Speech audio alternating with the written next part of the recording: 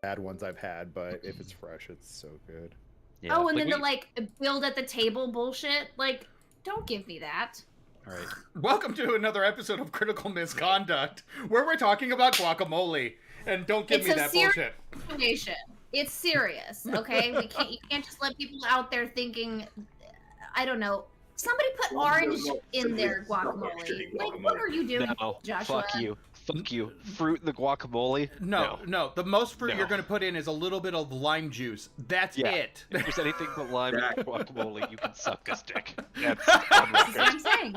That's what I'm saying. He feels strongly. Yeah. I also am like one of those people that hates like fruit salsas. It's like, no, I don't need your addition of fruit to my salsa. Just give me fucking salsa. The tomato is enough. The tomato is enough. That's enough of a No, fruit but you like need. a refreshing like mango salsa on top And of be like good, a yeah. salmon. People are big on the mango habanero, and that is, I will give you the It's really most good. palatable of those to me, but I'm still not the biggest fan. Sure.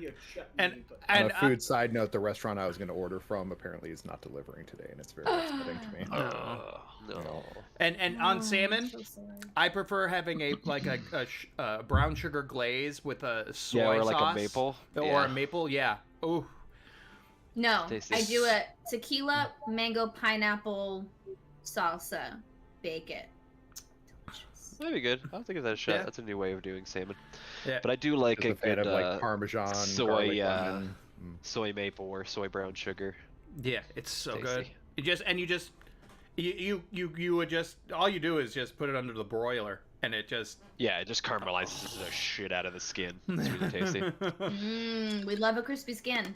Yeah. It's good for your hair. Apparently, so does Jeffrey Dahmer. What?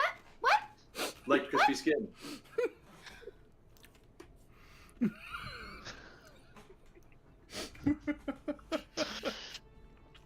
Yes. Do we know he liked it crispy though? Did he? Did- Did I just Did make he- it did awkward? he- did Make it he- awkward? I'm sorry. Can you fry human skin like you can pig skin to make like Oh, you some have- nice I little mean, chicken bones? It's nearly. It's. I the know that we're closest analog. equivalent. Like, Yeah. yeah. Mm-hmm. But I don't know if anybody's done it. Not obviously on this call. I mean, maybe not. I don't know. I don't know your lives. Pig skin is close to human skin? Pigs in general are an analog yeah, for humans. Yeah, Their skin and muscle mass is Yeah. about equivalent to ours. That's why we use them as equivalents in ballistics tests. And the guy that got the heart transplant, a pig Yeah, heart that's transplanted what I into his body, and he lived for like a couple more months, which was very cool. And then tattoo artists use a pig skin as a practice skin instead Yeah. of like the plastic skin. Yeah, it's the same reason we use it for ballistics because it's the same density as human skin. And cannibals have said that Lung pig. Yes. Lung pig. Long pig. Yeah, it's called long Yeah. pig. that's Yeah, us. that's some of the which were those Polynesian or I forget, but yeah, it was one of the like cannibal tribes that got contacted after. See, this is making me think of, and it's what's killing me. There was a serial killer, like you're thinking of Dahmer. There was also another serial killer, but he was an old man. And he also ate people. Yeah. I just can't remember his name.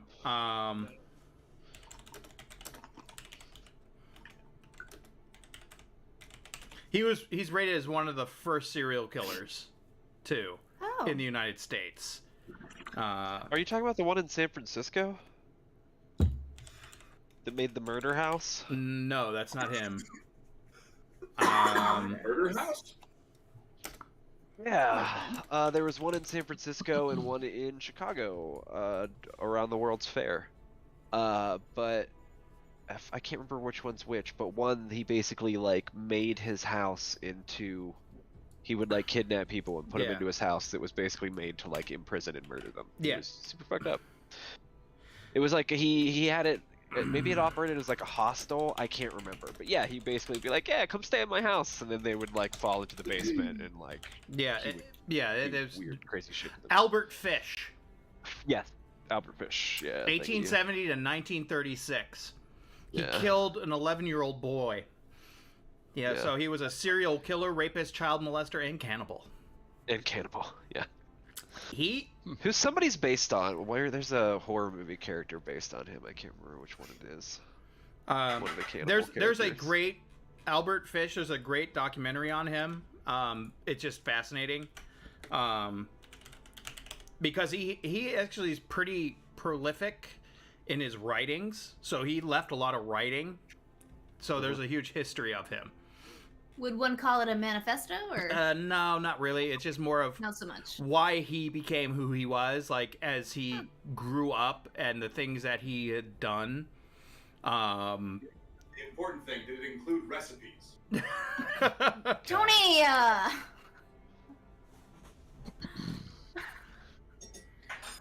Well, we were wondering, we could look it up. See He if actually had a did recipe for discuss how he prepared the food. Just saying. nice Chianti. If you're going to make tacos, use the human calf meat. It's much more. Greg, I mean, you're a wine guy, right? Would you say Chianti would be the best pairing? With what? People. No, I mean what? I mean that's kind of vague, right? Like Yeah, there are not- different cuts. right, Yeah. exactly. He was So- talking about liver in. Yeah. in You have dark meat and white meat just like any other animal. So But here's the thing that's so interesting What is the white meat on human? about you have basically anything you use to like lift, like strength. It's actually more that depending on your body condition, your muscle is more like white meat or dark meat because it's either more vascular or more has more muscle fibers, and that's basically what white meat and dark meat is. What about fatty, well marbled, taco flavored meat? I'd probably go with a cab. Yeah, if I'm thinking, or maybe like a thigh or rump meat might also. No, thigh's probably too much. Too. I feel like that'd white be meat. very fibrous, right? Would Yeah, it be? that's gonna be white meat.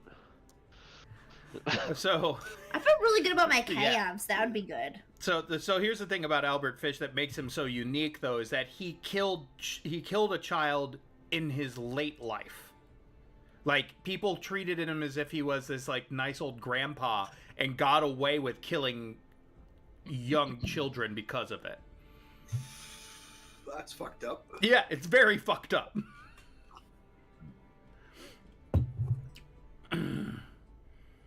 So he pulled And when was that? What time period was that? Was that like before any kind of like? he was born May 19th, 1870 and died January 16th, 1936 at the age of 65. Interesting.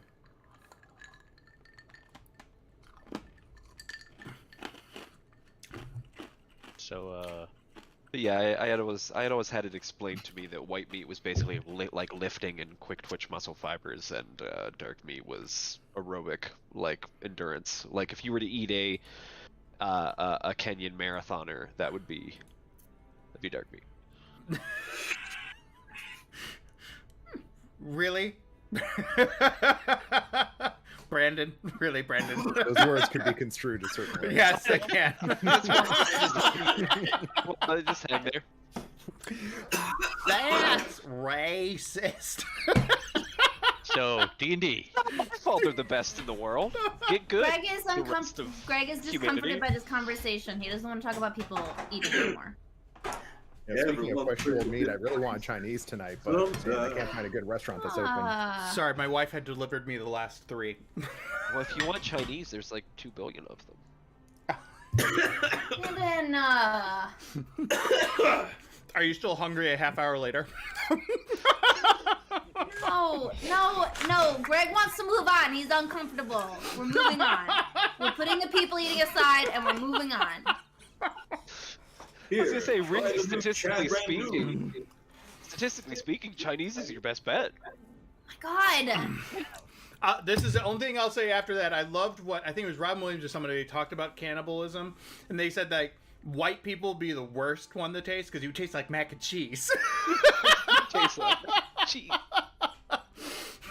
First of all, mac and cheese is delicious.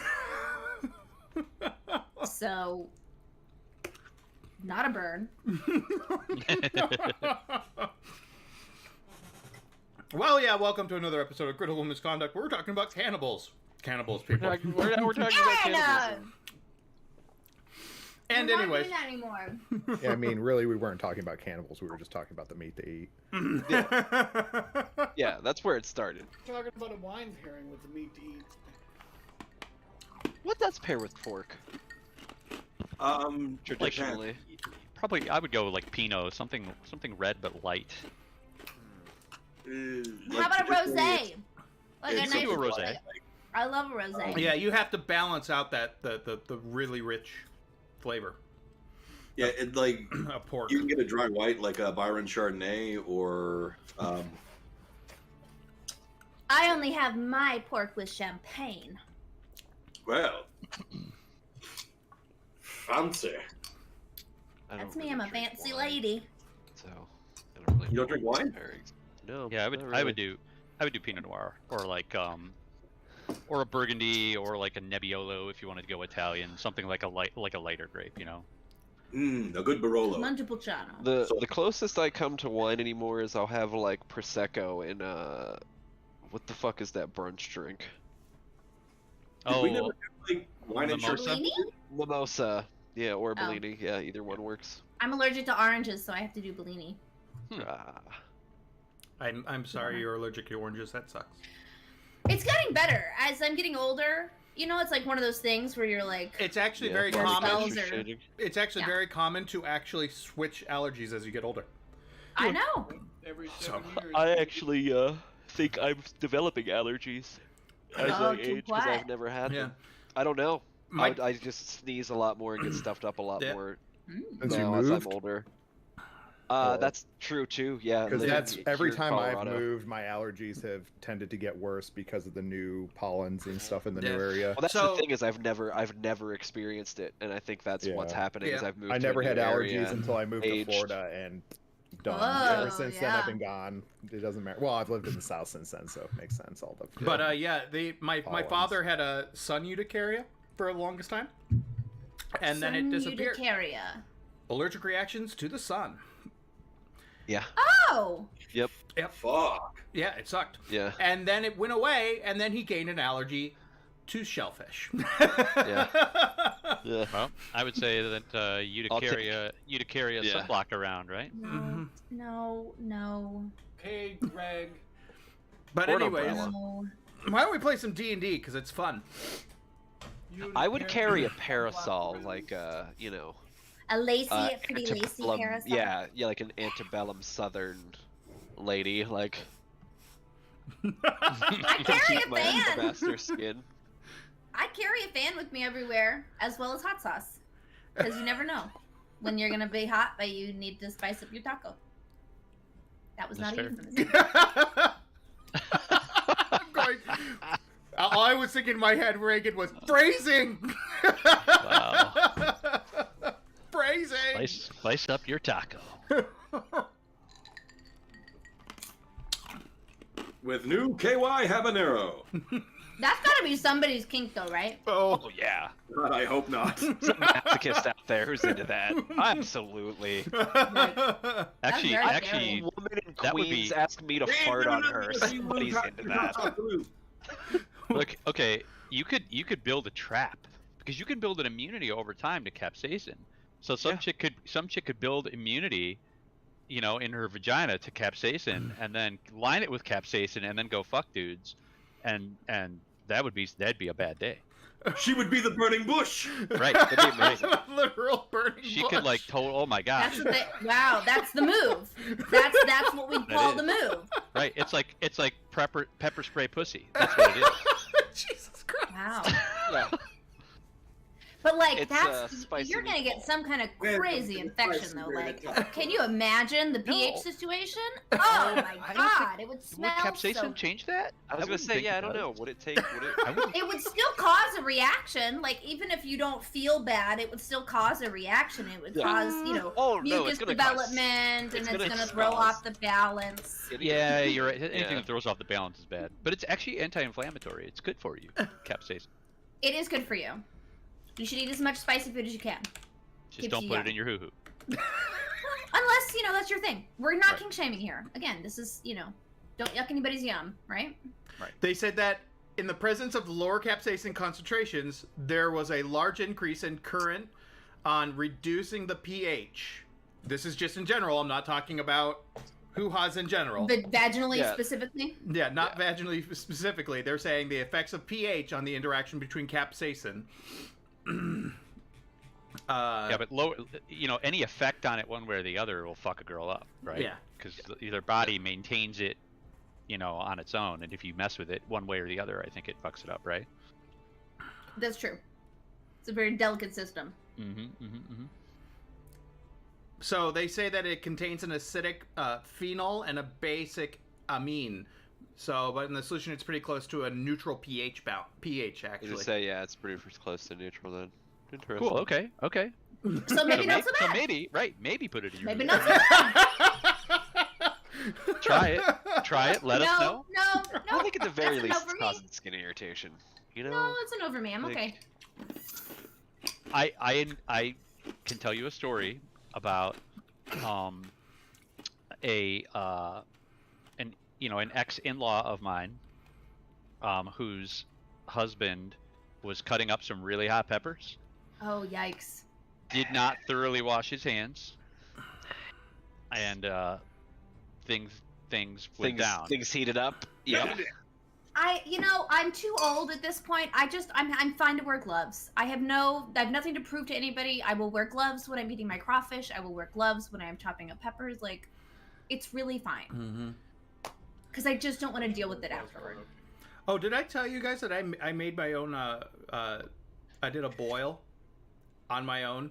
I did it by myself for my wife. I made do you mean? a crawfish boil. I did the whole ordeal.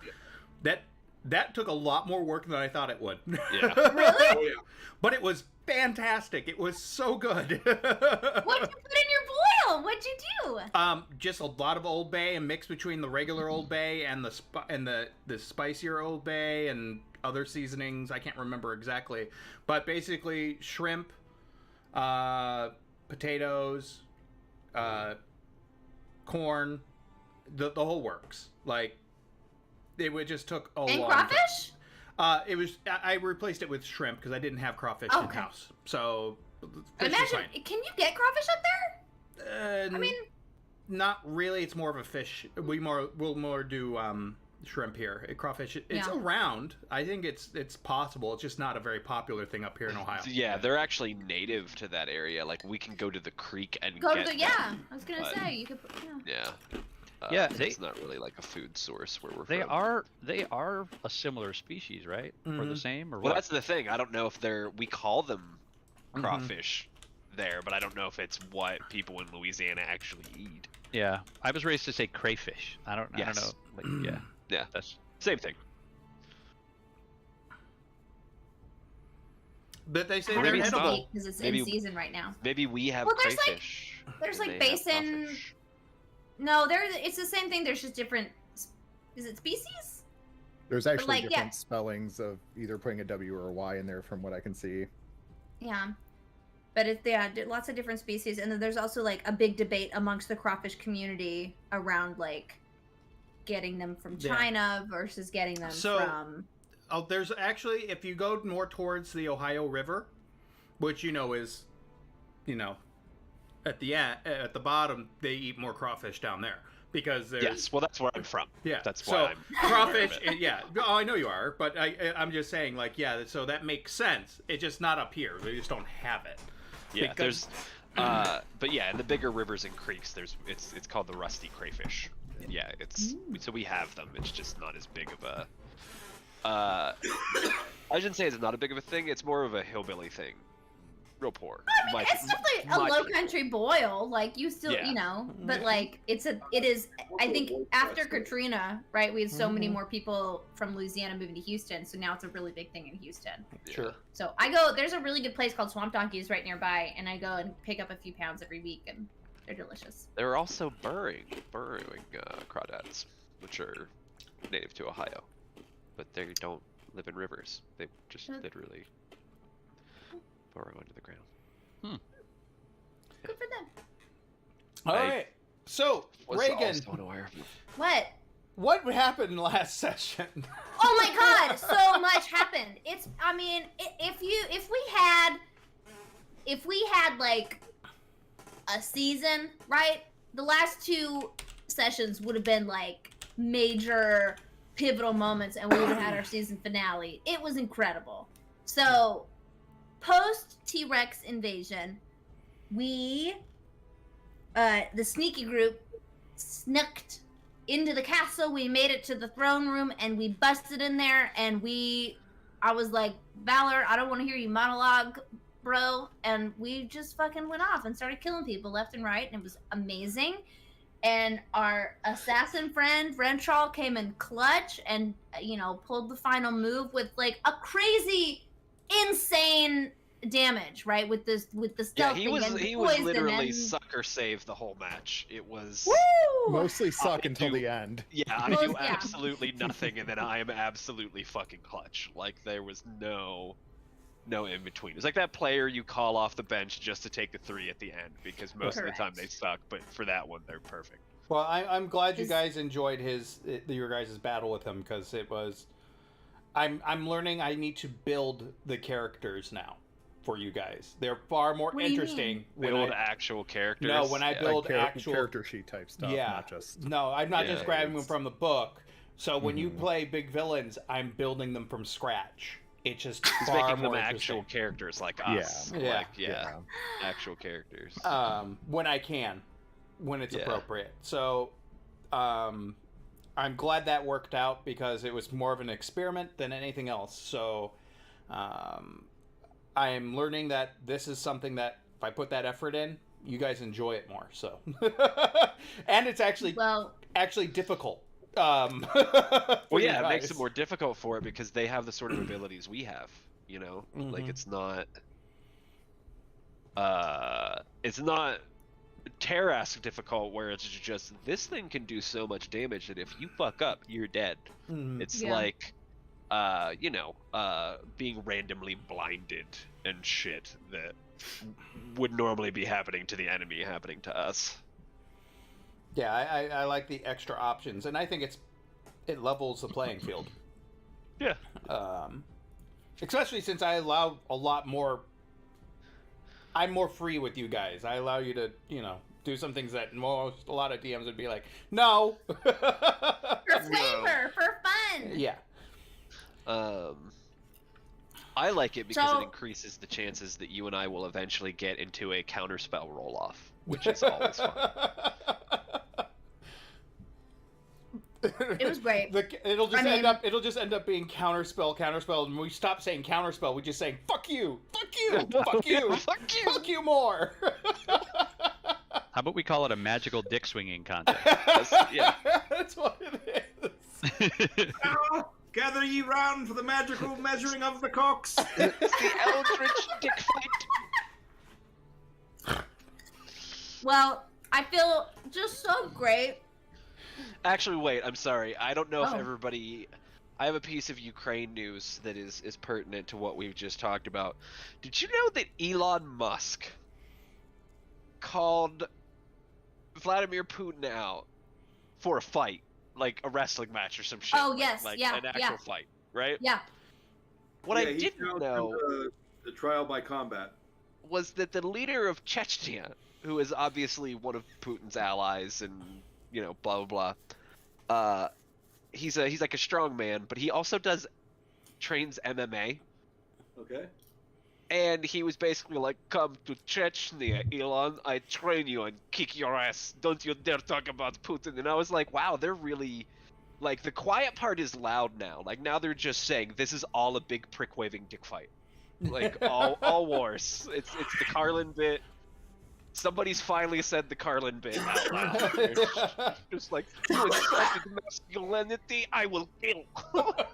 And always depend on a fucking Russian-based country to do it. I will kill. Just saying, they would, because it is nothing but dick swinging with them, with the Russians, man. It's Yeah. about their ego and it's about their own pride, man. The Very only weird thing people. I loved is seeing was that the Ukraine, that an oil refinery got fucking hammered by 2 low-flying Yeah, helicopters. they finally had the first attack on Russian soil, but however, there is talk that may actually be Russia's fault. Russia. Well, Yeah, Russia did it on purpose to make them look like villains. yeah, yeah. Now it looks more like an actual war instead of Russia just clubbing their little brother over the head. So I was very surprised that Ukrainian pilots were able to make it in 20 miles and out of a without war one zone. of them getting shot down, yeah, I at least was- one of them, yeah. Well, that's the What the some people benefit. are like. Yeah, but that's also the benefit of flying low sometimes. You know, Yeah. like Well, that's how they do it. Is they just fly ridiculously, Mhm. dangerously low. all right. Where it's just like that's big Low dumb. and fast causes the terrain to break up the radar signatures, and it doesn't really show Yeah. up Yeah. properly. That's how, Yeah. like, if you want to some interesting things, is read into the American, like, what do they call them, the wacky weasels, wicked weasels, whatever. Yeah. They're basically F-16s that are designed to go in and take out enemy air fire, and it's Yeah, they Pretty crazy. fly so low. I no. Nope. You mean like Han Solo, or You're talking like depending on the like type of terrain they're flying over. You're talking like skimming trees. Like they Low. get fucking wild low. weasel. Yeah. Wild weasels, yep. So, And we're talking low at like subsonic speeds. So these Like, guys, their whole job is to get in close and then bait the air defenses so that other people can take them out, like other aircraft. Like Yeah. they basically go on a like, come chase me, chicken Yeah. mission. Like, crazy. yeah. Crazy. so you guys defeat her. Usurper. Yes, the possible usurper. You guys want to know what stuff he has? Oh, we didn't get stuff. Yeah, we didn't loot Goblin. That's yeah, true. you did not. He has. Oh shit, I can't say stuff. loot Goblin anymore. We have one in the party.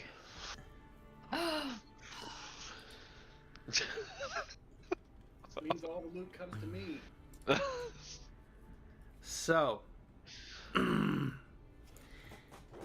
you see on his back a large sickle that he didn't use, a double-bladed scimitar,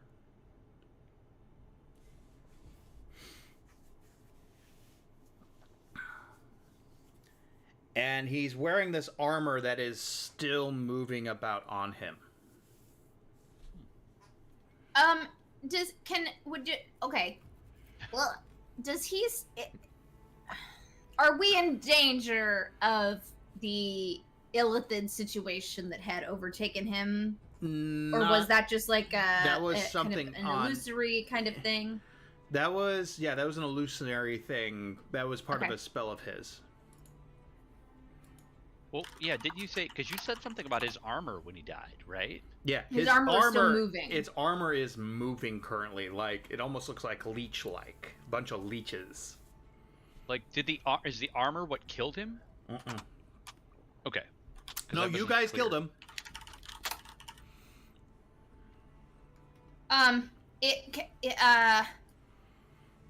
Do we think the armor is safe to touch? Can I do any kind of check to like? Is it okay to touch it? Well, before anybody goes, Aaron, we're gonna ritual cast identify on the armor. Oh, lovely. okay. It is a living armor, leather-based living armor. This hideous armor is formed from black chitin, beneath which veins pulse and red sinew glisten.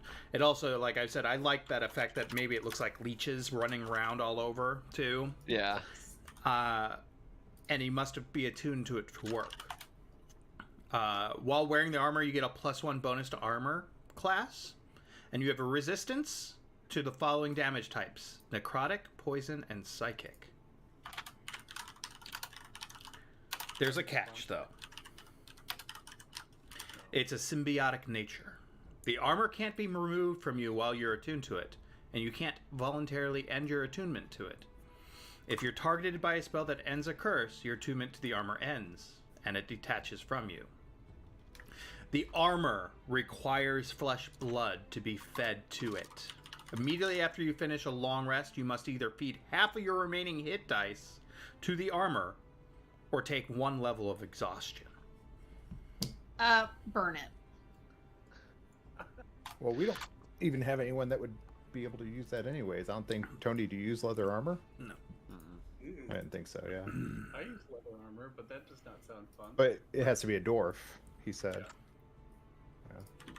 It doesn't need to be a dwarf. Oh, I thought you said it must be attuned to by a dwarf or something like that. To attune to this item, you must wear it for the entire attunement period, during which tendrils on the inside burrow into you. You don't have to be a dwarf. No. Oh, I thought you mentioned something about that. I Nope. was like, oh yeah, we don't even have anyone. Okay. Nope. It's basically venom or carnage symbiotic Yeah, armor. it's a fucking symbiote. Yeah. You Yeah. can sell this armor and get some other leather armor then. Yeah, do we have a bag that can hold it? It's just regular armor wait, if you will it- remove it. Oh, okay. You can remove the armor. It's not going to hurt you unless you put it on and attune to it. Yeah, it's once you attune to it. Yeah. You see a dagger on his person. And you see the let's see. This is a Revenant double-bladed scimitar. While wielding this double-bladed weapon with 2 hands, the weapon has the finesse property for your attacks with it, and you gain a +1 to AC. The dagger, is it? I'm getting there. I can't use martial weapons. I was gonna say finesse weapon allows you to sneak attack, but rogues, rapier, longsword, and simple weapons. Mm-hmm. And you said it was the Revenant double-bladed scimitar? Yep. Say that 10 times fast. Revenant double-bladed scimitar. Revenant double-bladed scimitar. Revenant double-bladed scimitar. Mhm. Whoa! Can't do it. Mhm. Can't do it. You could probably... It's a martial weapon, so if Capella, if you can have martial weapons, you can use the double-bladed scimitar. Yeah, I'm kind of thinking about it. I don't know if I have any limitation on the type of weapon I can use. That's finesse, too. Yeah, I if it's think finesse, you can might use have your to have, dex. but I think she might have to use a one-handed weapon for Blade Song. I Blade can't Song, remember. yeah. I have to look at it. Yeah. So.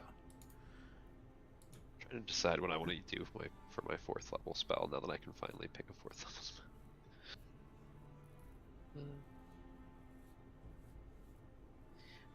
It just says no medium heavy armor. Yeah, and no I think- shield.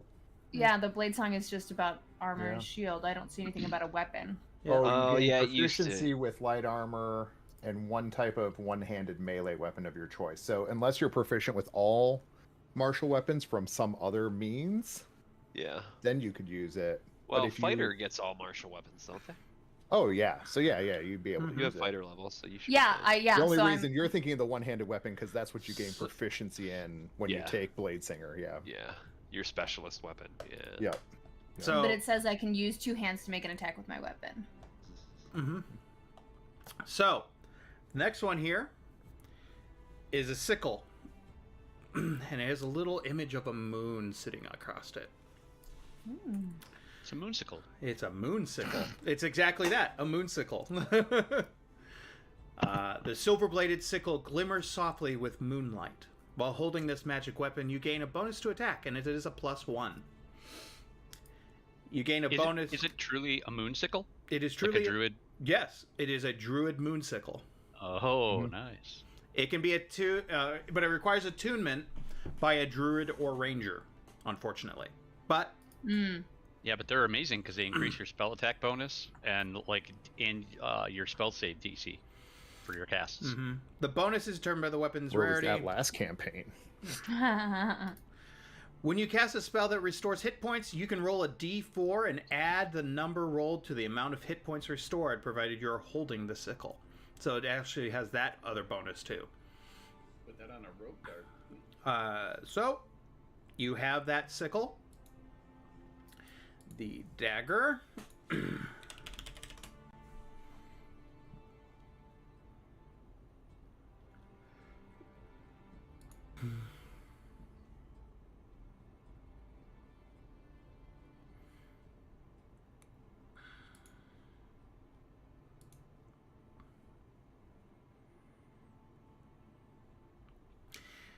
Do we have anybody who's a ranger?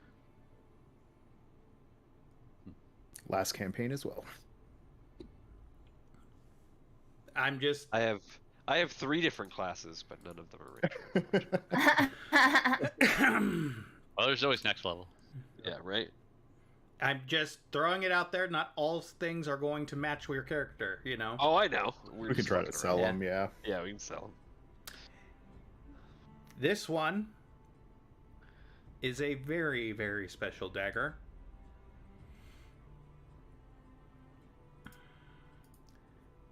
It's called a rudium dagger. This magic weapon has a dull, rusty color, or has veins of rudium running through it. While the weapon is on your person, you gain the following benefits. 1. You can breathe water. 2. You gain a swimming speed equal to your walking speed. Rudium Strike. A creature you hit with this weapon takes an extra 2d6 psychic damage. Rudium Corruption. When you roll a 1 on an attack roll made with this weapon, you must make a DC save. Charisma saving throw. If you roll a 1 on it. There's a bunch of problems with it. You'll need to understand. And then there's some other...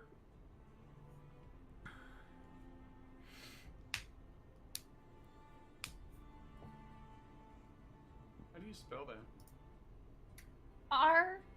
Ruidium. Mm-hmm. Proficiency with a dagger allows you to add your proficiency bonus to the attack roll for any attack you make with it.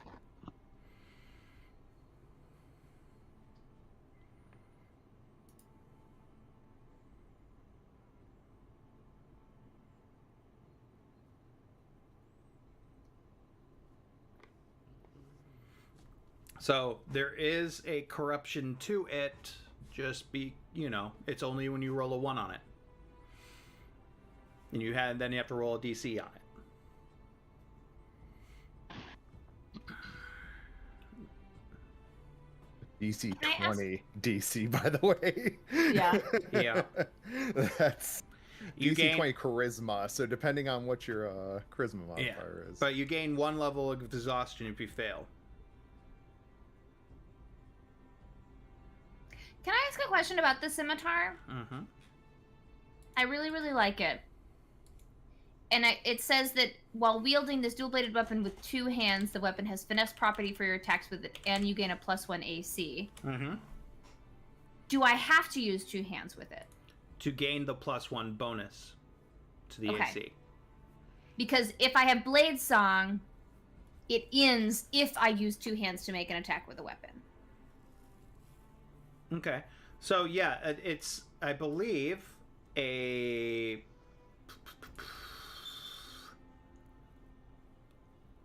Proficiency, yes. Attack was melee, 5 feet, 2d4 plus 3, slashing. It doesn't say it's two-handed. It just says if I use 2 hands. If you use 2 hands, so you wouldn't have any of the bonus to it. So... But Blade Song gives me a +2 bonus anyway, instead of the +1 AC for the scimitar. Right. So, and the damage for it is 2d4 on this side. For the damage that I see for the double-bladed scimitar is 2d4 plus 3, I think. But it could be different for you. Use that dagger and blade song at the same time. No, the damage type it says is 2d4 plus 3 on it. But...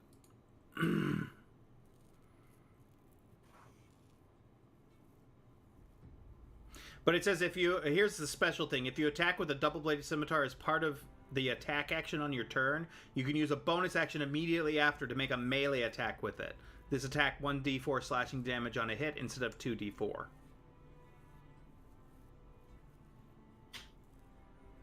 So you can use a bonus action to do another attack on top of it.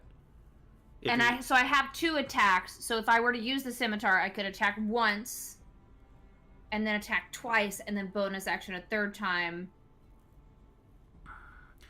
You get 2 attacks. Yeah. So basically, you could attack 3 times with it if you use. So you could attack once 2 one-handed. full damage attacks and then 1 1d. Yeah.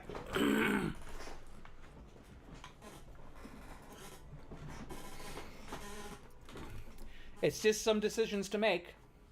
Yeah. Well, okay.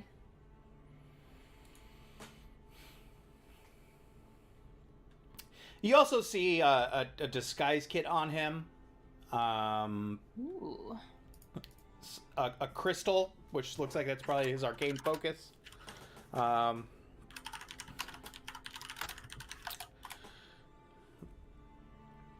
You also see, like...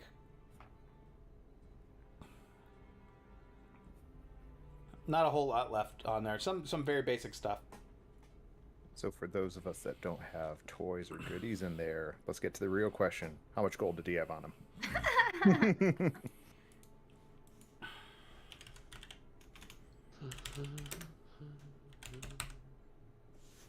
I'm going to do a generator, just to make it fair. Generator. We can give Camo the moonsicle, though, Random. right? Since she's a druid. So a random Or we could treasure. sell it. Yeah, one or the other. I don't really care. Random treasure generator. Ooh. Level, what guys are you? Level... 9. 9. Yeah. 9. Well, 9. you were level 8 beforehand. What? But we're 9 after we found it. Yeah, his pockets generated the gold after we killed him.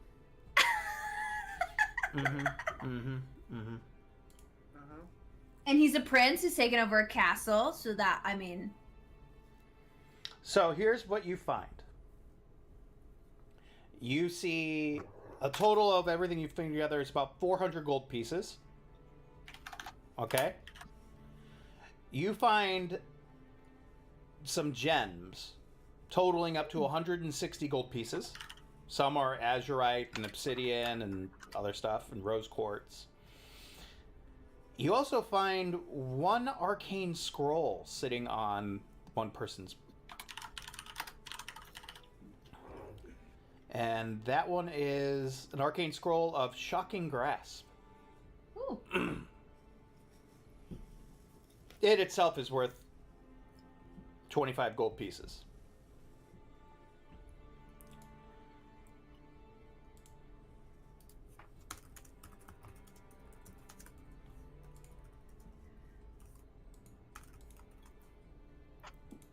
Do you want that, Brandon? What? Do you want the arcane scroll of shock and grasp? You wanna learn how to do I shock already and grasp? have. I You already already have have it? Shocking Grasp. Yeah. Well, then we can sell it, I That's guess. one of my Artificer scrolls. Or Artificer spells.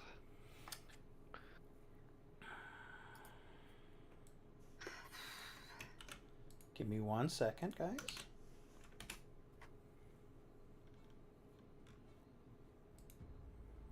So if we're splitting that gold evenly, it's about 67 gold a pop.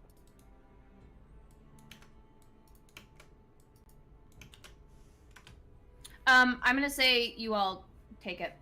Exclude me. You also find a potion of bark skin. 80 gold a pop then. If you guys know what bark skin is. What is Barkskin? It's a It's spell. a druid spell.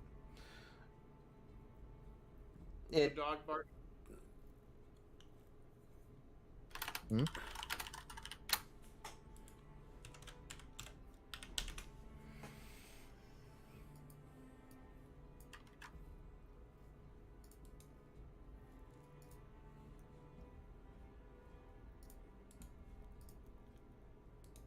many You have the gold note is for it? the gems there, Reagan.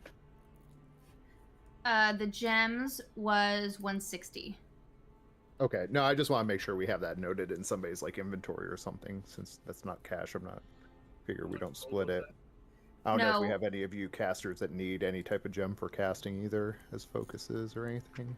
And here is my last thing I will get you. You see under in what looks like one of the bags of one of the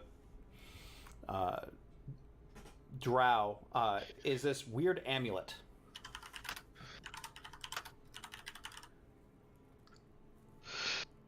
Okay. I wrote down drow weird amulet. I'll that identify it. All right. So you identify it, and you first you look at it. And it's copper in color, and it looks like it has a bunch of interlocking gears on it. Ooh. And if you put your ear to it, you actually can hear a ticking and whirring sounds from The it. ocean? Clockboy is intrigued. Okay. Here's what it is. When you make an attack roll while wearing the amulet, you can forego rolling a d20 to get a 10 on the die We already instead. have one of Yeah. those. Once That works. used, I already got one. this property can't be used again until the next dawn. Greg, maybe? Wait, That's what I was gonna say it again. Basically, it's an auto 10. You don't roll. You just get a 10. So, if your attack modifier is a +7, it basically gives you an automatic 17. So for creatures that you get their AC down, you know what it is. It basically, if you know that AC is going to hit, then it's just an auto hit.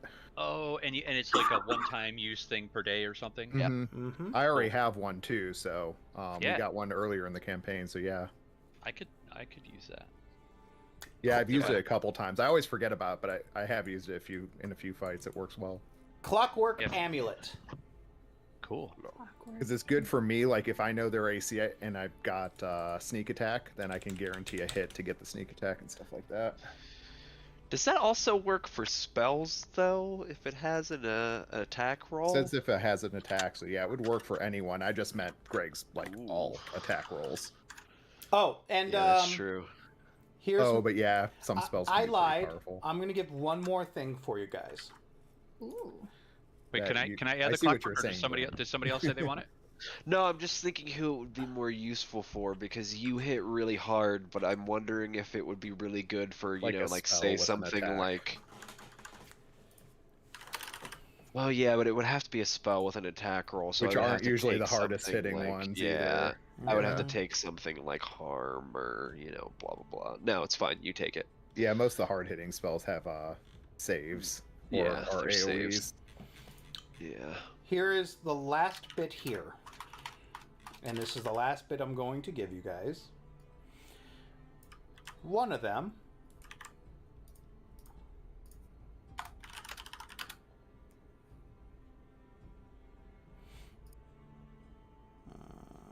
no, we don't want that one.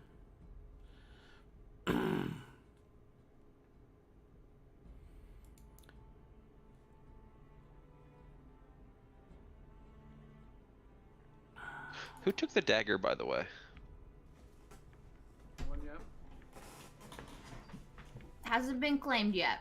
I did look at Misfires this. are enough for me. I don't want any other critical ones cause Well, I was major thinking issues. it would be okay for somebody like me or Derek who aren't yeah. gonna actually use it for attack rolls. Like it would just sit in my inventory and I'd be able to breathe water, like. True. Yeah. I mean, I've got a dagger I never used too, Yeah. so I guess if we're just using it for that benefit, yeah. Yeah, that's what I was thinking. Is it's even if we don't actually use it as a weapon, somebody could still use it for its powers. True. I tell you what, Reagan, roll me a d20. Huh. Roll me a d20. Woo! Okay, I can do that. 11. D20. Roll for everyone. Thank you very much. Oh, so Oh, everybody's but- cool with me taking summon Greater Demon, right? Okay, you rolled a natural one. That's okay. See, if you had that dagger, it'd be a point of exhaustion already. Right.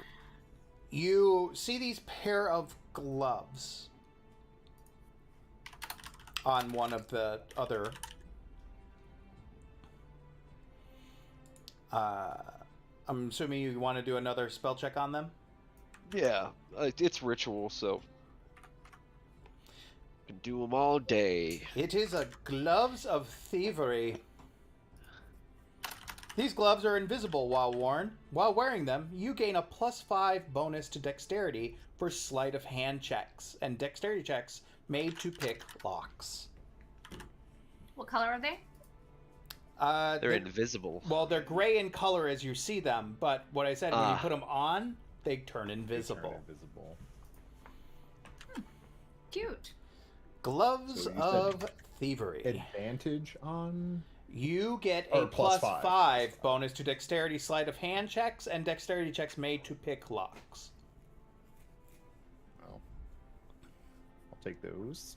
You want those? Pretty nice. Yeah, I mean, my lock picking's already going to be the highest without that.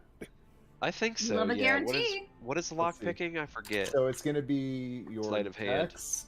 No, it's going to be dex plus proficiency. Yeah. And you have to be proficient in lock picks to add proficiency. In thieves' tools, Yeah, yeah. in thieves' tools. So So, yeah, just Yeah, to I let have you know... I have proficiency with thieves' tools, but your dex is way Yeah. better than mine. So yeah, my dex I is would a say plus yours 5. is the best for that. So your role was determining what type of gloves I was going to give. It was either that or missile snaring. So, Ooh. But yeah, so that would give me a plus 14 right now, plus 14 on all lock picking checks. So unless it was a critical failure, pretty much guaranteeing a 16 or higher. Yeah. Nice. That makes most locks, except for really hard ones, auto picked for me. Yeah, nice. And Yeah. plus, that gives my sleight of hand a plus 14 without having expertise. If I add expertise later down the road. Nice. Sleight of hand.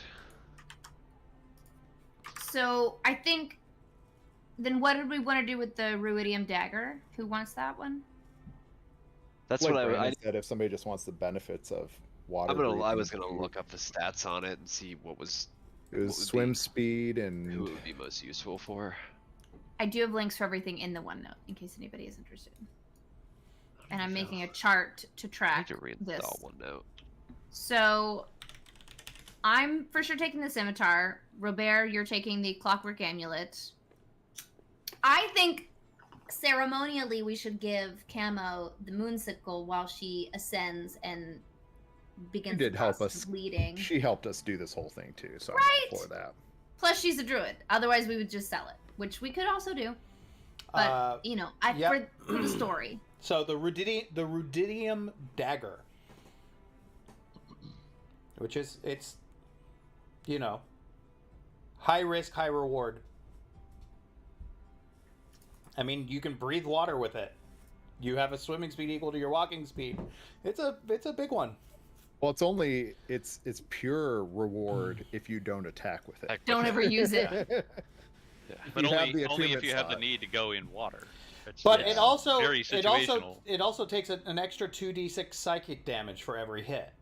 Oh yeah, I mean it can do a shit ton of damage. I just wouldn't want to risk the point of exhaustion for it. Like for me, Yeah, exhaustion is the Yeah. worst mechanic in the game. It's yeah, crazy. it's. Yeah, it's really you don't fuck with exhaustion. I don't think it'd be worth the 2d6 in my opinion. I mean, yeah, it would be nice extra damage, but risky. What do you think, Yeah. Derek? You want the risk? He's oh nope. I've got the gloves of thievery. Somebody can take the You water do. breathing and stuff like that. Yeah, we're gonna give it to the doctor. The doctor doesn't give a shit. He'll toy around with dark powers. He doesn't give a fuck. Incredible. You'll fuck around with dark power. I'll give a fuck. He'll test it. He'll be like, "What does this do? Oh, it necrotized my finger. Weird. Let's try that again." Hold on, I'm curious. This is just going to be testing something here. So then, okay. So then that leaves us with. Hold on. Let me just look up something really fast.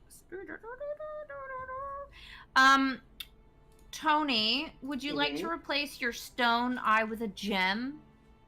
Got a bunch of gems. If you feel fancy. Are any of them magical? No. Nope. Oh, actually, do I have expertise in these tools? Hmm. We could also just sell the gems. There's 160 gold pieces worth of gems. Sell them.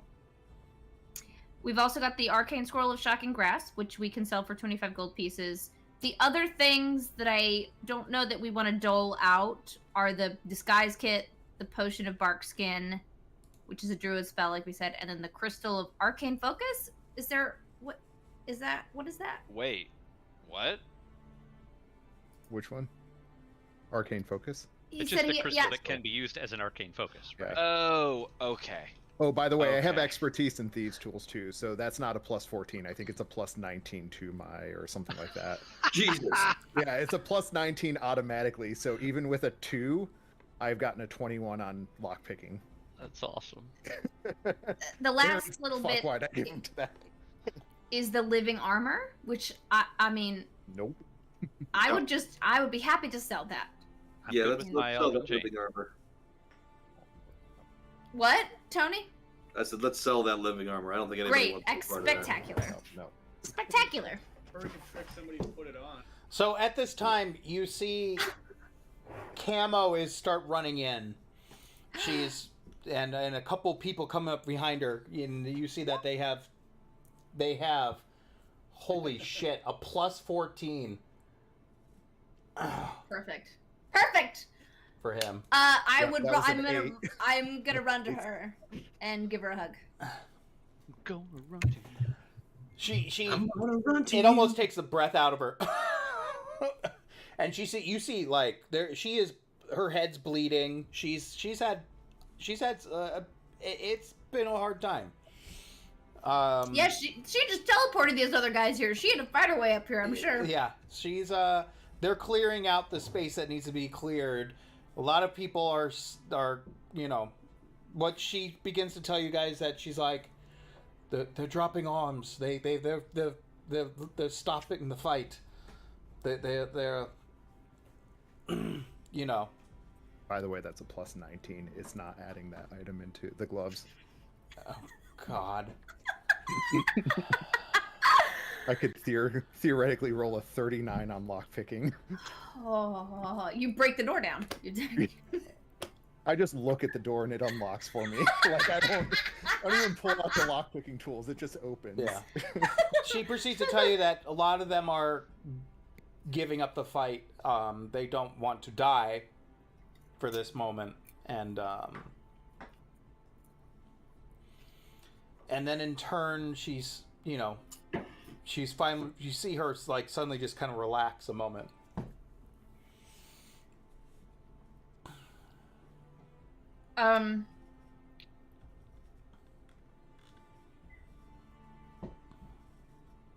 Are the drow surrendering? Yes, they are surrendering at this point. Okay. I would like them to I would like them to be held very kindly and civilly. They're not prisoners, but I'd like them. We'd just like to have a discussion.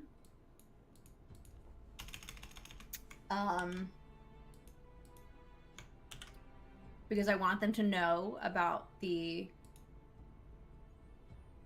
incredible bravery and valor that Rintrall provided us in overcoming this enemy who clearly was not of his own mind. I believe we're dealing with the same dark forces that we have been fighting across the realms. And I want them to know that we are not their enemy and that we need to come together, all of us, and we want to give them the opportunity to make amends and rebuild. Is that nice? Is that okay? She kind of just, she nods her head and she goes, "Where's your companion anyways? Your drow companion anyways?" Oh fuck, did he run away? He is nowhere to be found. Oh Oh my god! The armor ate him. That slippery little bastard. Well, he's probably. I would imagine he did a good job. He's probably trying to make his way back to. What's her name? The matron. Right.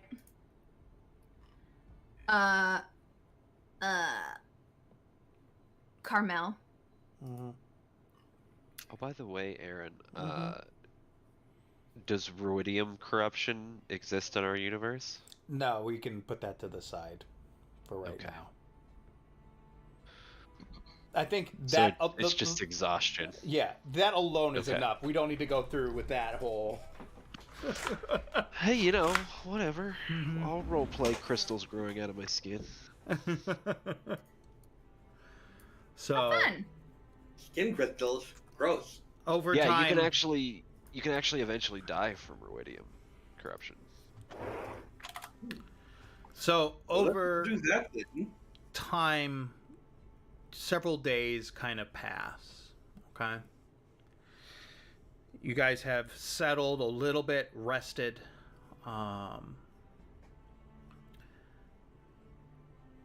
And they are getting ready to have talks again as a group in the castle, getting together for future talks about next steps going forward.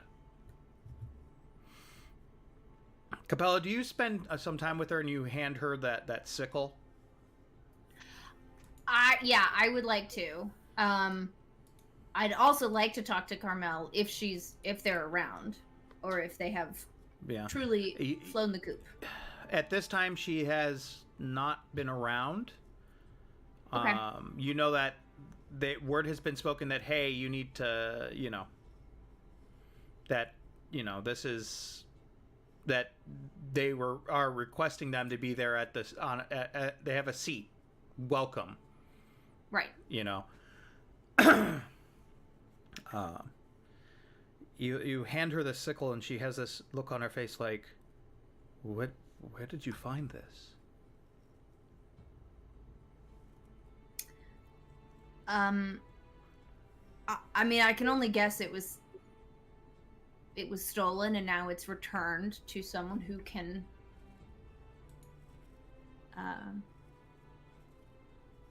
be trusted to use it, and to someone who can be trusted to care for all of us here. All right. I'm honored by having this. This is a very powerful weapon.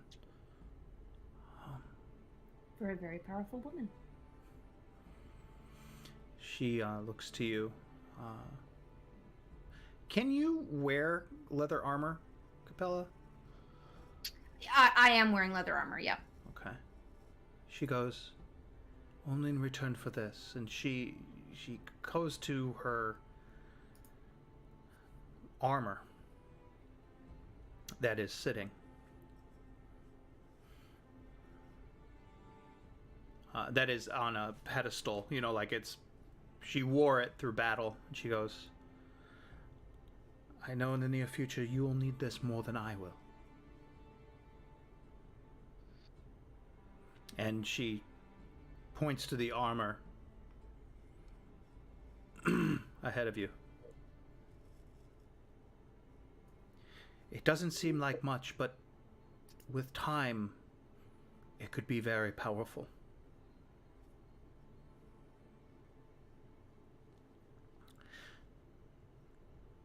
This is a hide of the Feral Guardian.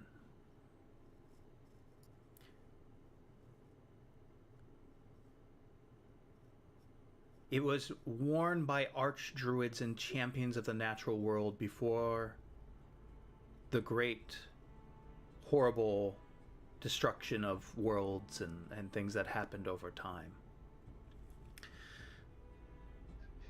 While you wear it, it is a +1 bonus to your AC.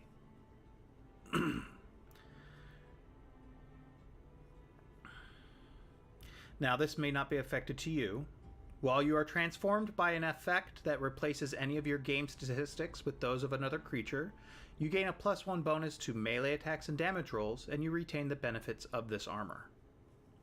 And here's the big thing for you.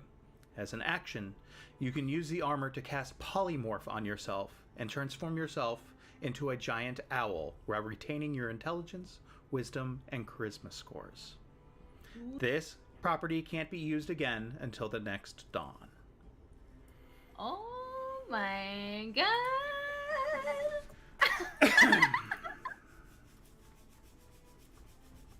There are, as she says, 3 states of this armor. You are currently wearing the dormant state.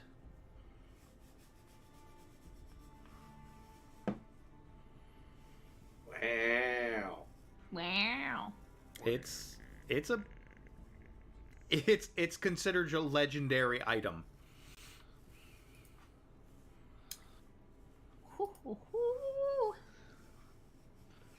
Sweet. Like I said, So it may sweet. not be as effective if you were a druid. This would be really stupid effective as a moon druid or something. But anybody wearing it I'm is just going to a have a star benefit. elf. But anybody It's wearing it still would gonna- still yeah, a it gets the AC bonus. Yeah. +1 to your AC. And you still get to cast a limited version of Polymorph once a day. Anyone wearing it turn into the owl? Yes, anyone wearing it can turn into an owl once a One day. time a day. And as the armor improves, you can change into a different animal. Yeah. I'm gonna steal and go for an owl ride. So, No. well, it gets even better. Is that the awakened state turns into a +2, Yeah. and you can turn into a cave bear. And then there's the Cool. exalted, which turns it into a +3, and a bunch of other abilities. Yeah. And being how, able to- I guess, Being What able to is change into an the- animal with a fly speed is a big thing. Yeah. how does when does the property change, I guess? What manages that? Me. You, okay. I wasn't you sure if say? there was like I wasn't sure if there was like a mechanism or have to be at certain levels for it to switch states. I will, when it's deemed appropriate. Okay. I shall take off my armor of psychic resistance and put on my hide of feral guardian. Beep boop. What is your armor of psychic resistance again? It's studded leather. Studded leather. Somebody else wears. You wear studded leather, don't you, Derek? I wear regular leather right now. Well, do you And want then- you want the armor of leather resistance? Somebody, I know Of- there's of- other leather wearers. of that can psychic- use psychic resistance armor. Yeah, I'll resistance? give it to Derek. He didn't get anything in the special thing.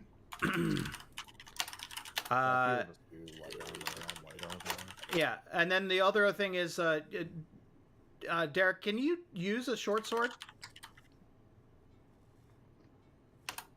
I think almost anybody can. Yeah. Yeah, I think Yeah. even like casters and stuff, like sorcerers. Yeah. Go ahead and grab a +1 short sword for yourself, man. She had one in her stock.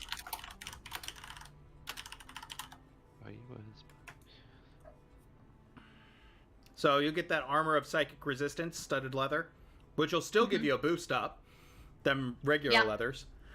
And then short sword +1 from her.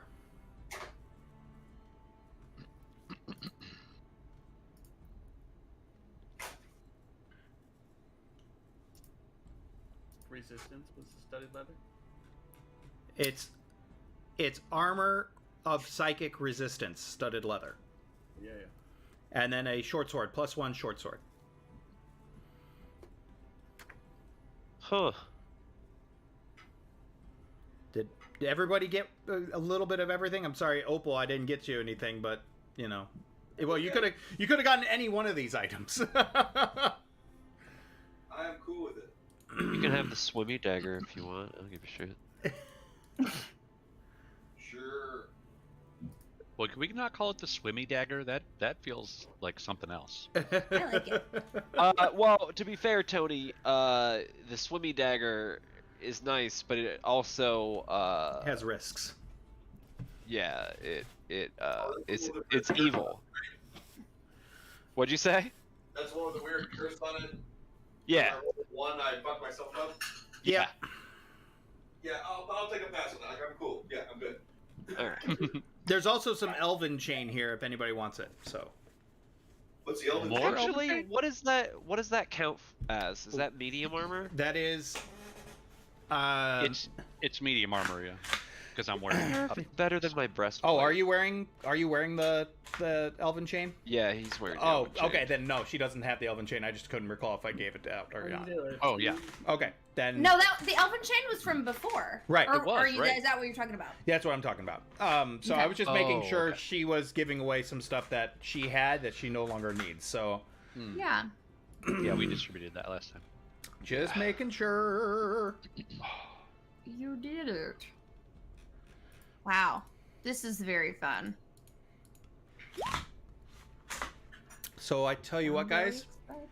Can we take 10 minutes so I can go to the bathroom and grab another drink, and then we'll probably have maybe another half hour, 45 minutes, and then we'll be done for the night. Sound good? Yeah.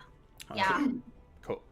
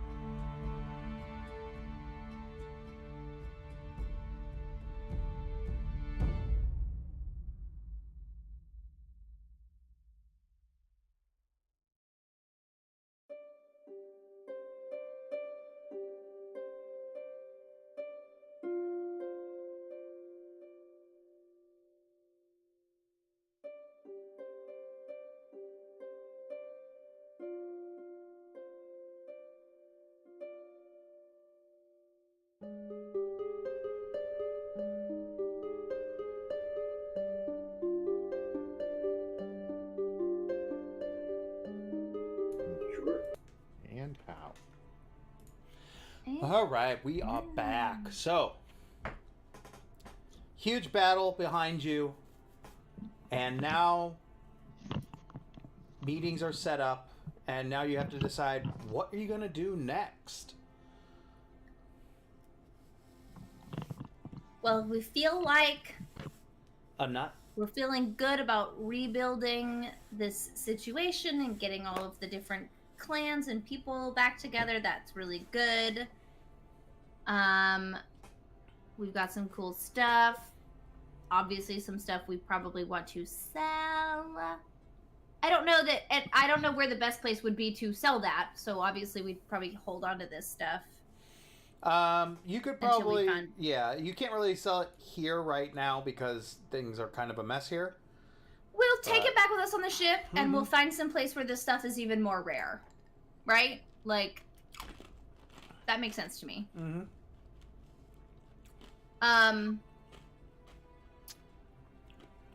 Vis-a-vis the ship, how do we get back to there? They have the capability to get you back. Okay. I know it was a big discussion point a while ago. I'm just, you know. And how much are we going to remember, and what point in the future is it going to be? That's the big one. Yeah, we've already established that none of us are good at wisdom saves. Except Opal. Might have to look into a feat for that. I'm okay at wisdom saves. You know, it's your Yeah. whole entire build.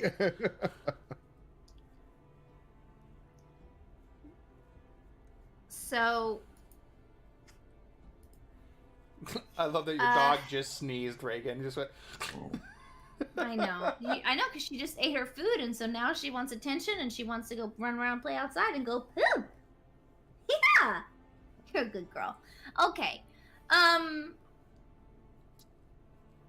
I think I would rather say our goodbyes and get back onto the ship, and then from there figure out where we are, what we need to, when we are, I guess.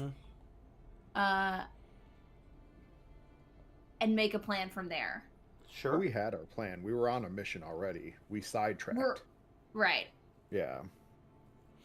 And what was the plan? What you were supposed to do next?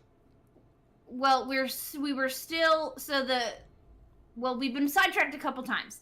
We got sidetracked by the medical drop-off situation, but the plan that we needed to try to do was to go do this thing for Baba Yaga, because there was what was it, her old apprentice, has been not cool. Holy shit, this is so far back. I'm trying to scroll and find it because I can't remember. We're going past Zor. My dear, you have a sticker. This is why I love this game. It's just there's so much lore and so much stuff you go through and you forget. Okay, so oh, she was so nice though. She gave us tea and stuff. So necromancer in the city of the dead. That was the goal. And she told us that we would have to destroy his body, but hold his soul in an item. Oh no, the necromancers hold so we can kill the body, but he has items that he probably has parts of his soul kept into, right? He's so, got a phylactery. He's a word that rhymes with bitch. Yeah. But yeah, that was our mission, was to find him and deal with him, because we think he has something to do with all of the death and goo that like maybe he's involved with the Illithid somehow, or is he somehow just like a real grody kind of a guy? Grody to the max. Someone's food is done. Shit. Is it? Oh, Shit. Or something's on so. fire. Oh, So, yes, you guys that have. was episode 7. We're on episode 23 right now. Aaron, Yes. I know that we're going to talk about the next campaign stuff later, but I just had the realization that I might need you to approve that Bard class because I just realized I can roleplay Andre the Giant.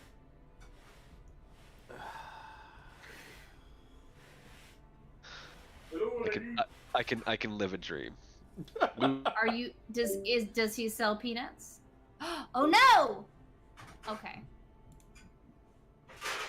What happened? We need our Tony, song. Oh no! you need to sing. You need to sing on behalf of Brandon. Discord, just shit the bed. Discord, shit the bed. There Alright, he let's is. see if my camera can stay on. I was asking Brandon, is he gonna sell peanuts? Anybody want a peanut? Yes. Oh my god, that'll be his second job. He'll be the strong man and sell like hawk food. He'll be the What brute if that's squad. his real passion? What if his real passion Is selling. is like a nice roasted Oh. peanut, or like no, a boiled no, peanut not bar? roasted. Not roasted. It would be Boiled. peanuts. It Yeah. would be boiled peanuts. I'm sorry, I'm just thinking boiled peanuts. It's all. And that's his passion. That's his passion. But he, you know, he was cursed with this giant body Yeah. that's good for slamming into people. Oh. Anybody want a peanut? I interviewed with Barnum and Bailey Circus. To do what? Production manage one of their shows.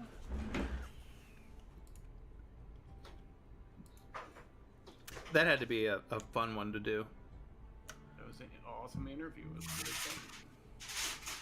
The Ringling Museum is one of our members. The Ringling. Okay.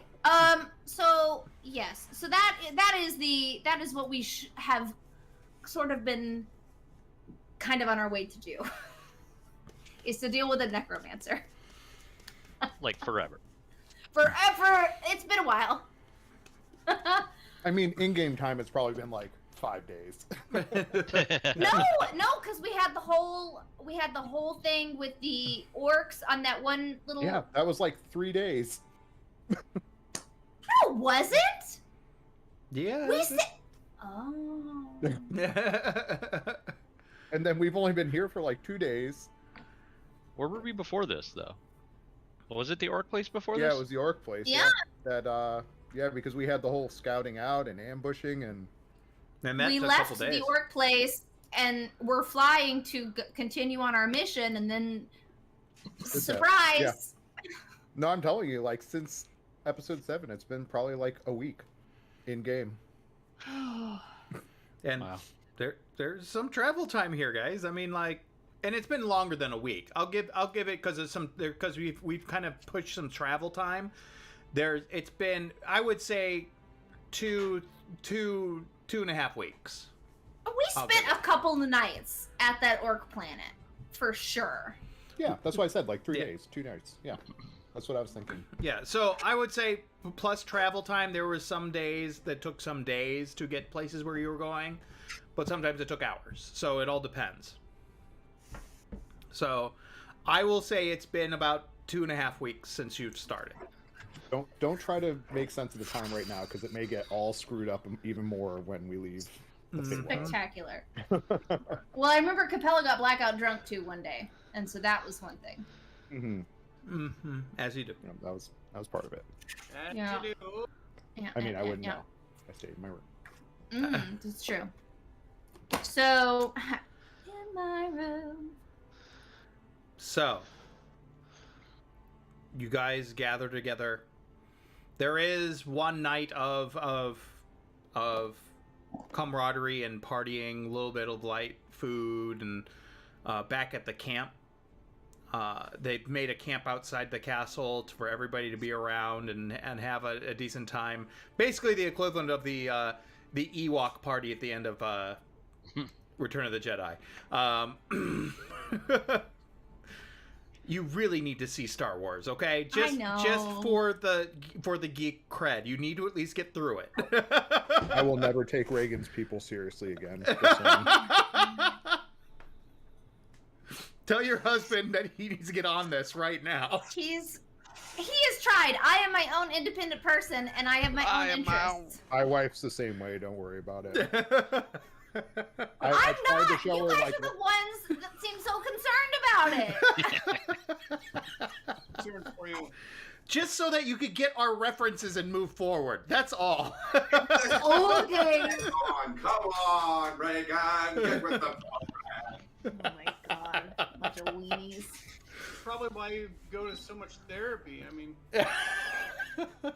Oh, certainly. It couldn't possibly watch be Star like Wars, you'll be all right.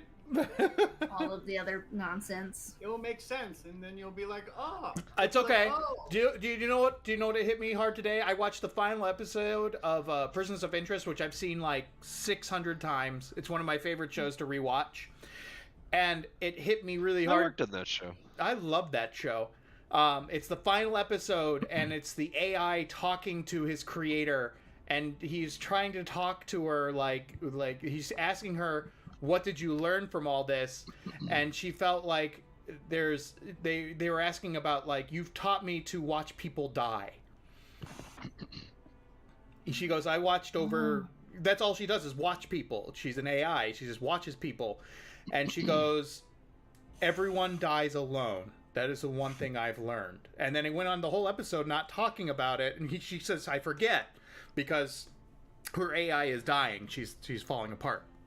And then finally she goes, "I remember now. It was a cop sitting there after the cop had to tell a family that someone had died."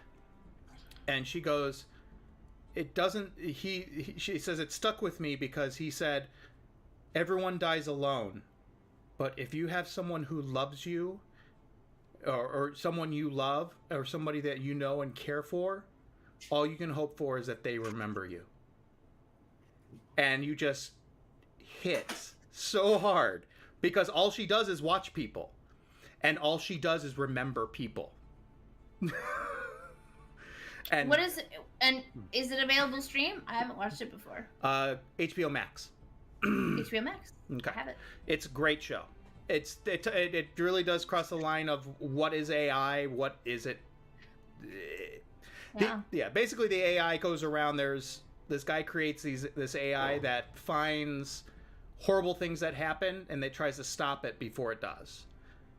And here's the thing: is the government took it for the relevant numbers, meaning anything that's a terrorist act, and lets them take care of it. But he found that the AI found all problems, and so in turn, he wanted the irrelevant numbers. So people in New York that murder or anything like that, or something very small and minor, he would work with teammates to solve the problem. Interesting. Yeah, the machine, he wrote like a backdoor, Yeah. so that it like spits out social security numbers of people that it thinks are going to be murdered. Or they could be the murderer. So you don't know whether they're the good guy or the bad guy. So they work. So him and his other friend like work to try to save, like to basically solve the crime before they happen, because the AI's algorithm says something bad's gonna happen. Oh, interesting. It was a pretty cool show. I didn't get to watch like all the way through. Oh, I don't know how many seasons I saw, but it was cool. yeah, 5th season. Because then it has stuff that has with a battling AI and other things. Like, it gets really involved. And it does lets you question. It does start questioning what makes someone human, or what is considered alive. You know. Mm-hmm. I worked on the 3rd season. I think it was like episode 15. Great show. You might actually see me, because that was one of the ones before I'd quit acting. Oh. I played a call center manager that, what's his name? The like genius character is going undercover in. Oh, the dispatcher. Yeah, the 911 dispatcher. Yeah, the I'm 911 in that dispatch episode. That's I'm one of the managers of that call center in that episode. Oh, yeah. I'll have to pay attention and look back and watch that episode again. I have short hair and might be clean shaven, so good luck. So yeah, watch it. I can't remember. It's a Christopher Nolan joint before he started doing movies. Yeah. Oh, cool. Okay, cool. So, but anyway, D&D. No, it's okay. I like these little side things. It's okay. Tangents. It's okay. We're all human. I'm gonna start putting that on my resume, even though I didn't really. Maybe I did. Be like, worked with Christopher Nolan. Ooh. I've already joked I'm gonna put that I have a bacon number on my. And that actor, resume. the guy that plays that actor that did the, I love him. I love that him. That actor was Albert Einstein. But I love the actor that plays Howard Finch, or Mr. Finch. He's the smart dude, right? The guy smart that created dude. AI. Yeah, I love him. Great actor. So you guys have a little get together, have a little bit of a good time, and she then plans to set you up to teleport you back.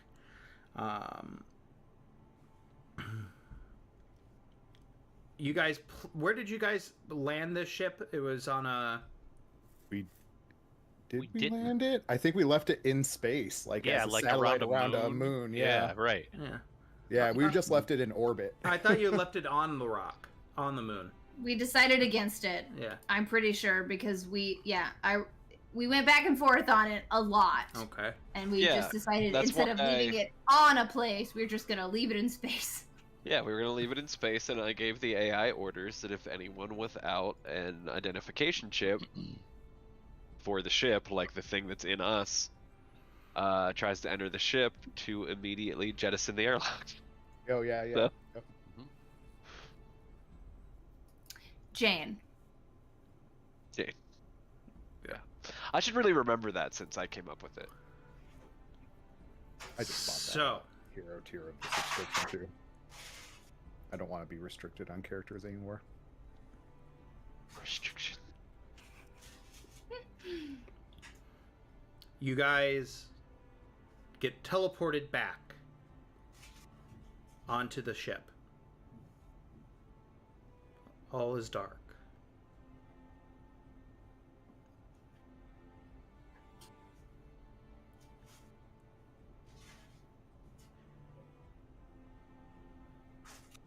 What do you guys do? When you say all is dark, you mean like everything's been kind of powered down. It's not, Yeah. Actually, no. This is what I'm gonna do. You guys, everything's kind of powered down. As you guys land, I need you all to roll d20s, wisdom saving throws, to see if you remember anything that came through that you guys went through. Oh boy. Are you doing? Because I think it's an optional rule. Are you doing the time shift thing? Let me do a roll. Let me do a roll. I know that's an optional thing, so. Okay. Nope. I don't remember shit. What did you roll? 6. Oh. No, 8 total. It's a DC 10 wisdom saving throw for memory loss. Okay. You don't need to. You're fine. You don't need to do a save. Oh, I'm fine. Whatsoever. Yeah, but I did it anyway. Yeah. Just for fun. And there we go. Never fucking remember the Feywild.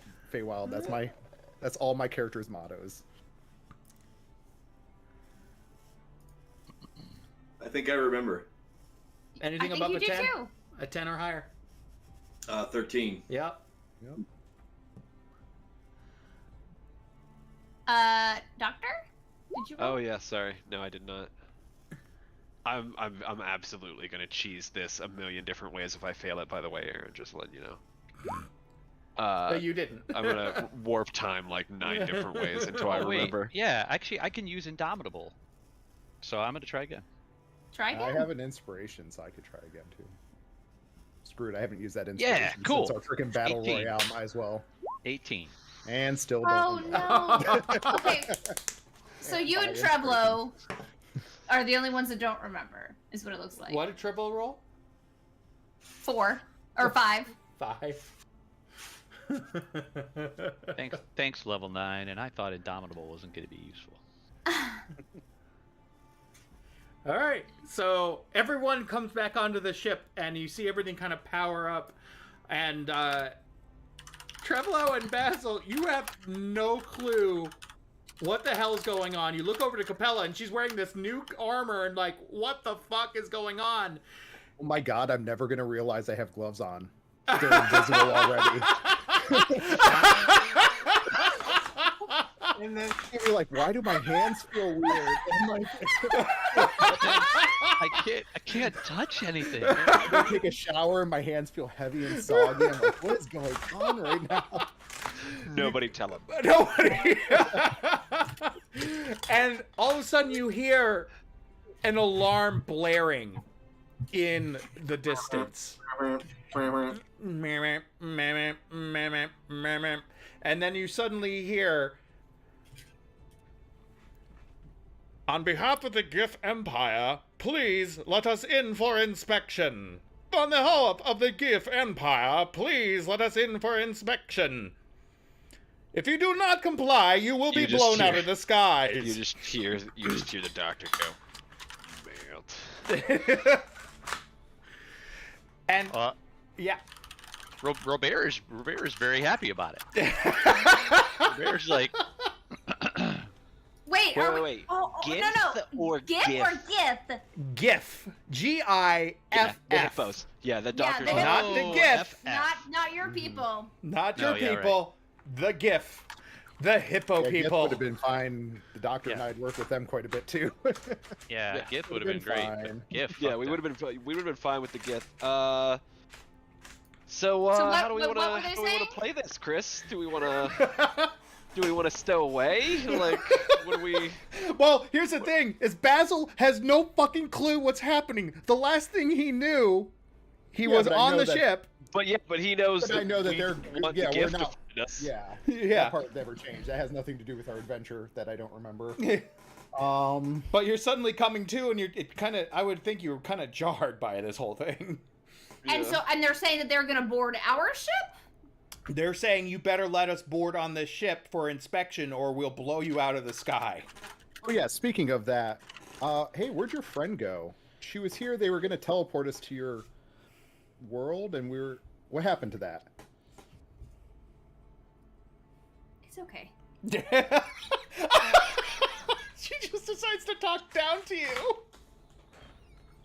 Oh, I'm gonna walk away. I'm gonna go talk to Robert to figure out what we need to do about these people. I look Yeah.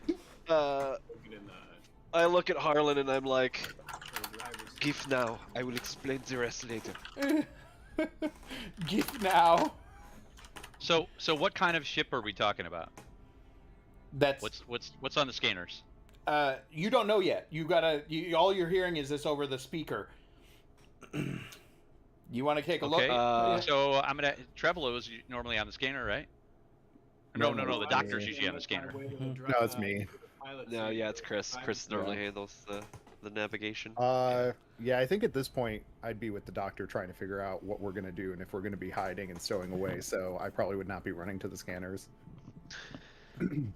Why would you guys stow away? Are we having this argument right now? Backstory. Yeah. It was the same Backstory. reason we were like hiding our faces when we were at the GIF like spaceport before at the very Yeah. beginning. Yeah. Yeah, because we So Robert's gonna say, we fight or flight. We need to decide. What do we have any idea what we're dealing with? I mean, I'm gonna go use the fucking scanner. Can I use the scanner? Yeah. So Yeah. you see that it's a massive battleship, the equivalent of like a warship. Like this is a So big it's- deal. Right. So it's not flight. What about flight? Do we have any way of like jumping into the weird to get away, or are why would we? What? Can we tell them that we're quarantined due to a severe medical condition and they should stay away? That's an They option. actually would have the record of that. because they scanned us when we first came onto their station. That's an excellent idea. But they also let us onto their spaceport, so I don't know if quarantining is going to be a good excuse. So,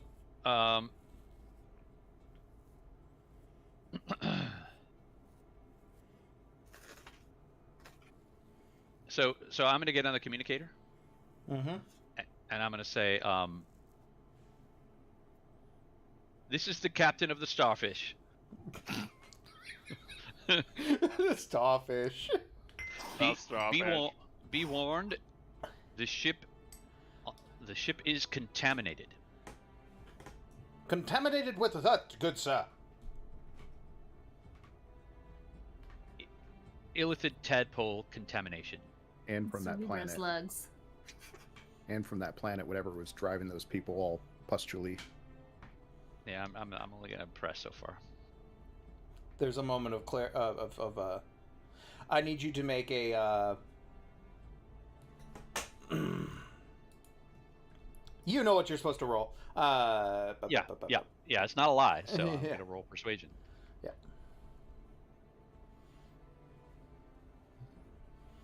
22. Okay.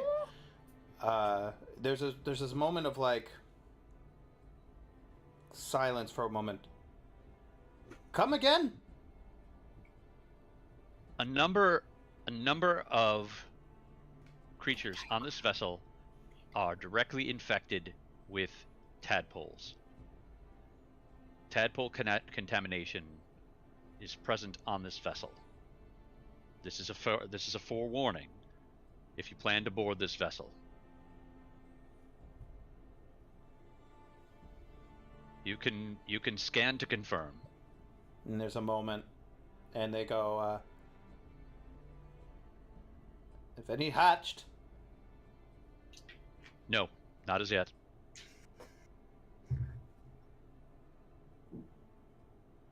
We are searching for cures at this time, and there have been no advancements.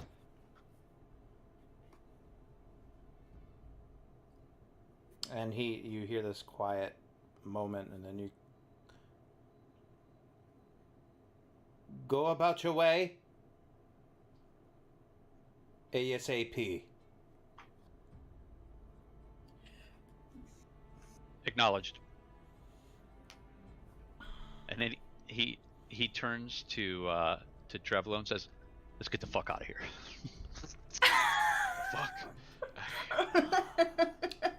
You just rolled really well. That was a great idea. That Good job, Tony. Yeah. I just want to bring attention to the fact that it took Dwarven strategy to get us out of this one. Robert's duly noted. Duly noted. And you guys head off to your next destination, and this is where we're going to leave off this for the night, just a little bit early. But per se that after that, let's also talk about our future campaign here, where we're going to talk about. Can Rebel ask something real quick before we buzz on off? Yes. Why am I wearing Cabela's studded armor? You don't remember? Wow, you were really drunk. It's a long story. We'll explain. Just don't ask her. Not a good idea. Why am I wearing this studded?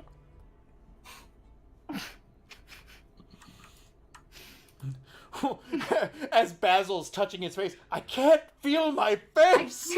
I can't feel my face. My hands have gone numb.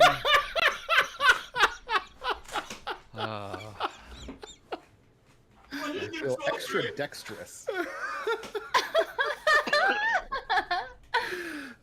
Yeah, that's the thing too. You'd be like working on your rifle later and like put it together in like fucking record time and be like, why? So, as we've been discussing in the background, we've been talking about the Curse of Strahd, our next campaign down the line. I am calling it Right. The Journey into Dread. Sounds like a bummer, man. Sounds like a bummer. It sounds like a real fucking bummer, man. Game he said- over, man! I thought he said sounds like a bar. And I was like, And the idea is, I have told basically my crew here, I want one character that goes from 1 up to 3, and then a secondary character that will be your permanent character, 3 on. We have determined, and it's one of the reasons why we started this idea, that the entire crew will be a part of a circus. A light, a beacon in the darkness. I think it's awesome. It truly is an awesome idea, and I'd love to see this play on it and just see how much you can really fuck up Strahd in the process. Mind you, this will be a lot darker. This will be a lot scarier. The tropes will be horror based down the line. It'll be vastly different than what you guys have been dealing with my home campaign, which is more sci-fi and sci-fi fantasy. I'm going straight into the horror genre. I'm trying to watch some more horror films to get ideas. Yep, spoopy. You're a worry on Reagan's face. She doesn't like horror films, but No. You gonna die! you gotta die. I mean, to be fair, of the modules, Strahd, other than Tomb of Annihilation, is the one pretty much the most likely for you to get a TPK. Yeah. So Character deaths are pretty common in the Strahd module. it can in pretty be. much every version. Greg knows he's DM'd what, twice on that one, or is it just the once? no, it was just the once. Yeah. Yeah. It is easy to kill your characters. Yeah, it's rough. It's rough. If there are some decisions that the characters can make where it's like, You're dead. Sorry. So I'm trying to give you guys the best opportunity by starting you at a higher level and, to some points. So, with that in mind, I want to go by what you guys' ideas for your first crew will be. This will set the background for the campaign to start. All I will tell you is this. You are either going to the circus or part of the circus. And something is amiss. It is a investigation that you will have to unfold from level 1 to 3. So if we're going to the circus, what world is the circus in? The world Is it in a Ravenloft setting, or is it in No. the realms, or it is in Faerun. okay? So Forgotten Realms, yes, but yeah. Right. You'll be starting in Faerun. You either are working for the circus or happen to be somebody there during the time, and we can work out those reasons and everything right today or down the line. So I wanted to throw that idea, give you some ideas of what's going on. You're starting in Faerun, but will end up in Ravenloft to start for your new characters. And how that happens is determined about your actions of your first characters. Yeah. Okay. All right. So, with that in mind, we can go one by one here. What your ideas for the first character will be, Chris? So, first character, I was going to do a fairy lion tamer. I was going to be a ranger, but if Brandon is going to be a lion person, then I don't know on my role. With his, just like with his, I can probably fit into almost anything as long as I could use martial weapons for the whip. That's pretty much it. Okay. And honestly, I don't even need that as if I don't care about proficiency. Sure. Okay, so keep that in mind. I'm pretty flexible on race, but that's character idea. Yeah. All right, Brandon. First character. I think I'm gonna be the lion that Chris tames. Okay. He's gonna be. We'll see. I might switch it up, but depending what everybody else does, I might just use it because I can kind of make mine kind of like Chris, like whatever class. Class option. You're thinking with him? That's what I was about to say. Is I can kind of do whatever because his profession doesn't normally hint at his class, so to speak. So I don't know. I thought I might make him a paladin for funsies. A paladin, that's just something I never ever play. I was thinking either paladin or cleric. Yeah. That would be interesting with the lion. Yeah. Derek, what's your idea? I have no clue for the first character, but the second character I was thinking about playing a cleric this time around. Okay.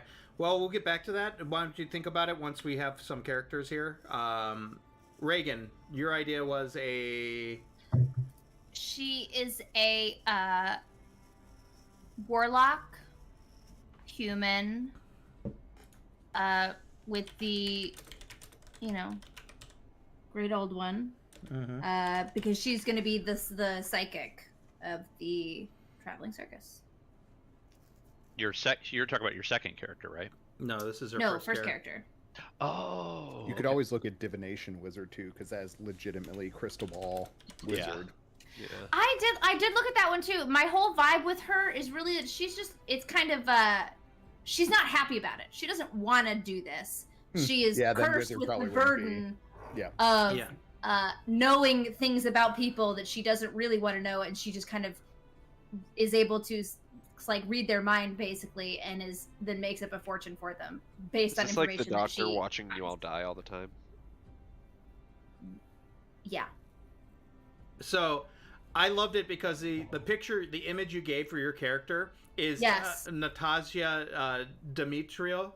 Is that how we say her name? I can't remember. But she plays Natasha, but she plays Nadia on What We Do in the Shadows. What We Do in the Shadows in the show. But it's her as the and Salome I love painting. that. Like, just a lot of attitude, really difficult, just real difficult.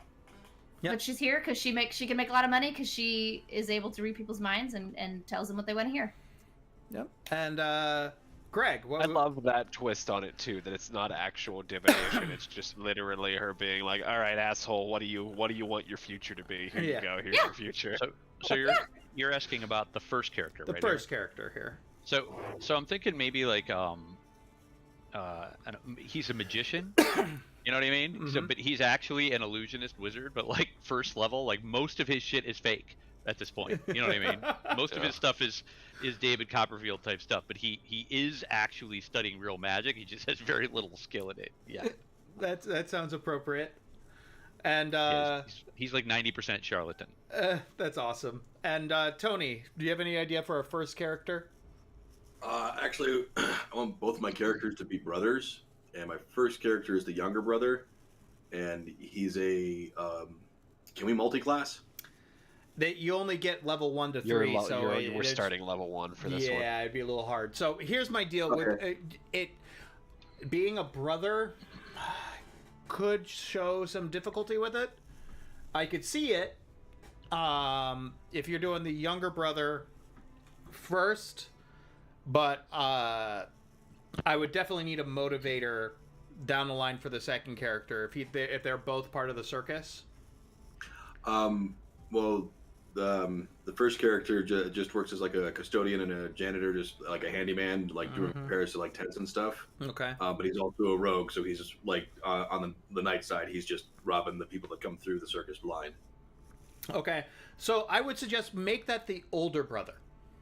Make that the older brother? Make that the older brother. Okay. Leaving the younger brother. That way the younger brother can, like, years later, if we need to. Yes. Yeah. This is why I'm saying make it the older brother, who is stealing not necessarily because he wants to, stealing to. Because he can. And to support your brother, your younger brother. I mean, giving motivation. Why do you do what you do? Because I have to feed this little prick. Yeah. And I would think you actually do love the guy. I mean, but don't assume my relationship. Yeah, well, I would assume if you two are together in a circus, there's a reason why you two are together to survive. Well, they're both drow, and they escaped the Underdark, and to be part of the circus. Okay. Yep. So, then comes around to the second character, Chris. What's your idea? So, second character, definitely going to be a Haringen. Definitely going to be a bard. Not too sure on the college yet.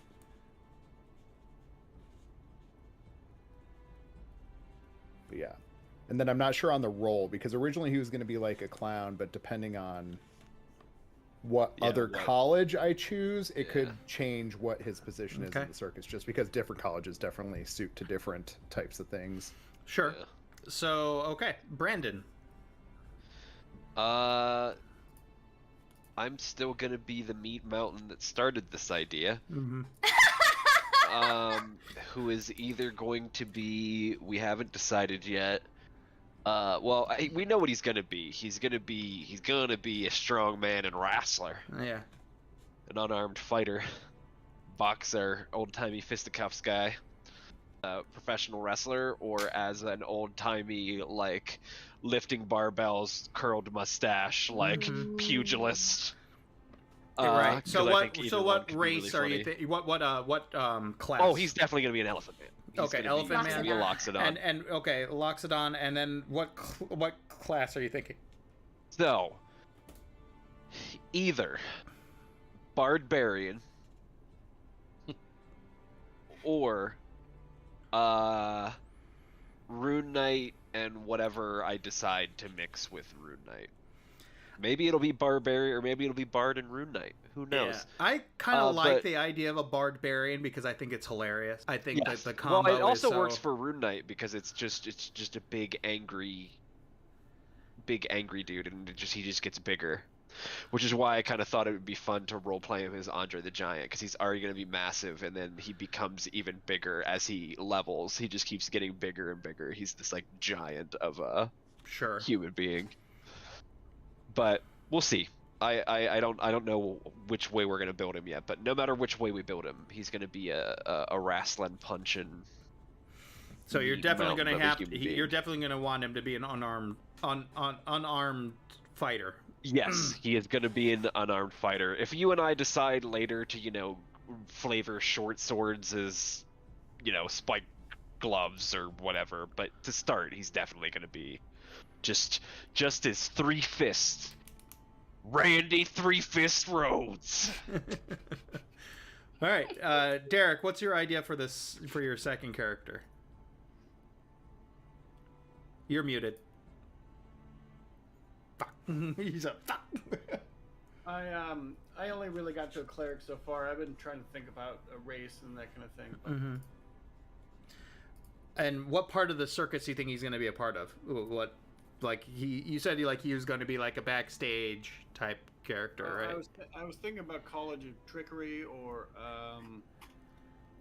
been looking into a couple other things.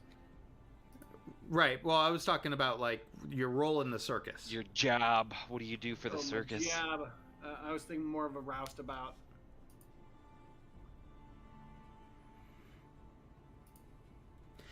And I could definitely see you more being on the cleric end there.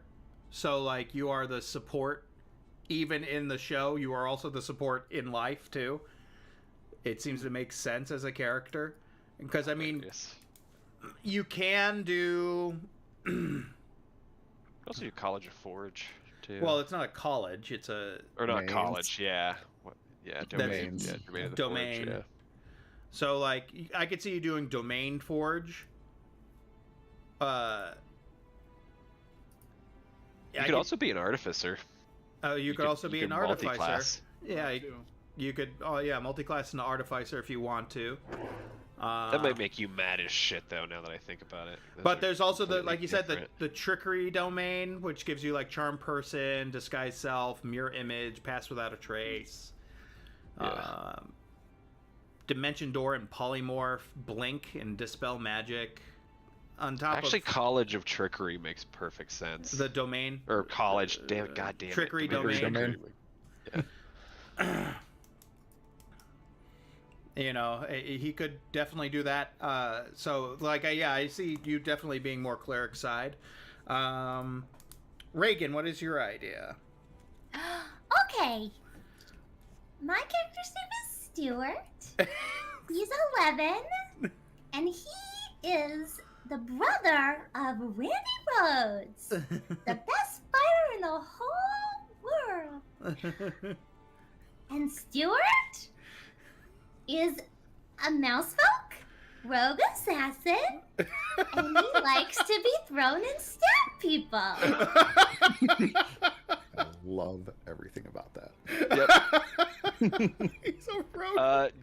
I can't believe did- you went rogue assassin with him. And Rogue's so good, you're gonna love it anyways. The class is just amazing. Yes, the Elephant Man did weaponize his adoptive younger brother. I have proficiency with rapier, short sword, short bow, and hand axe.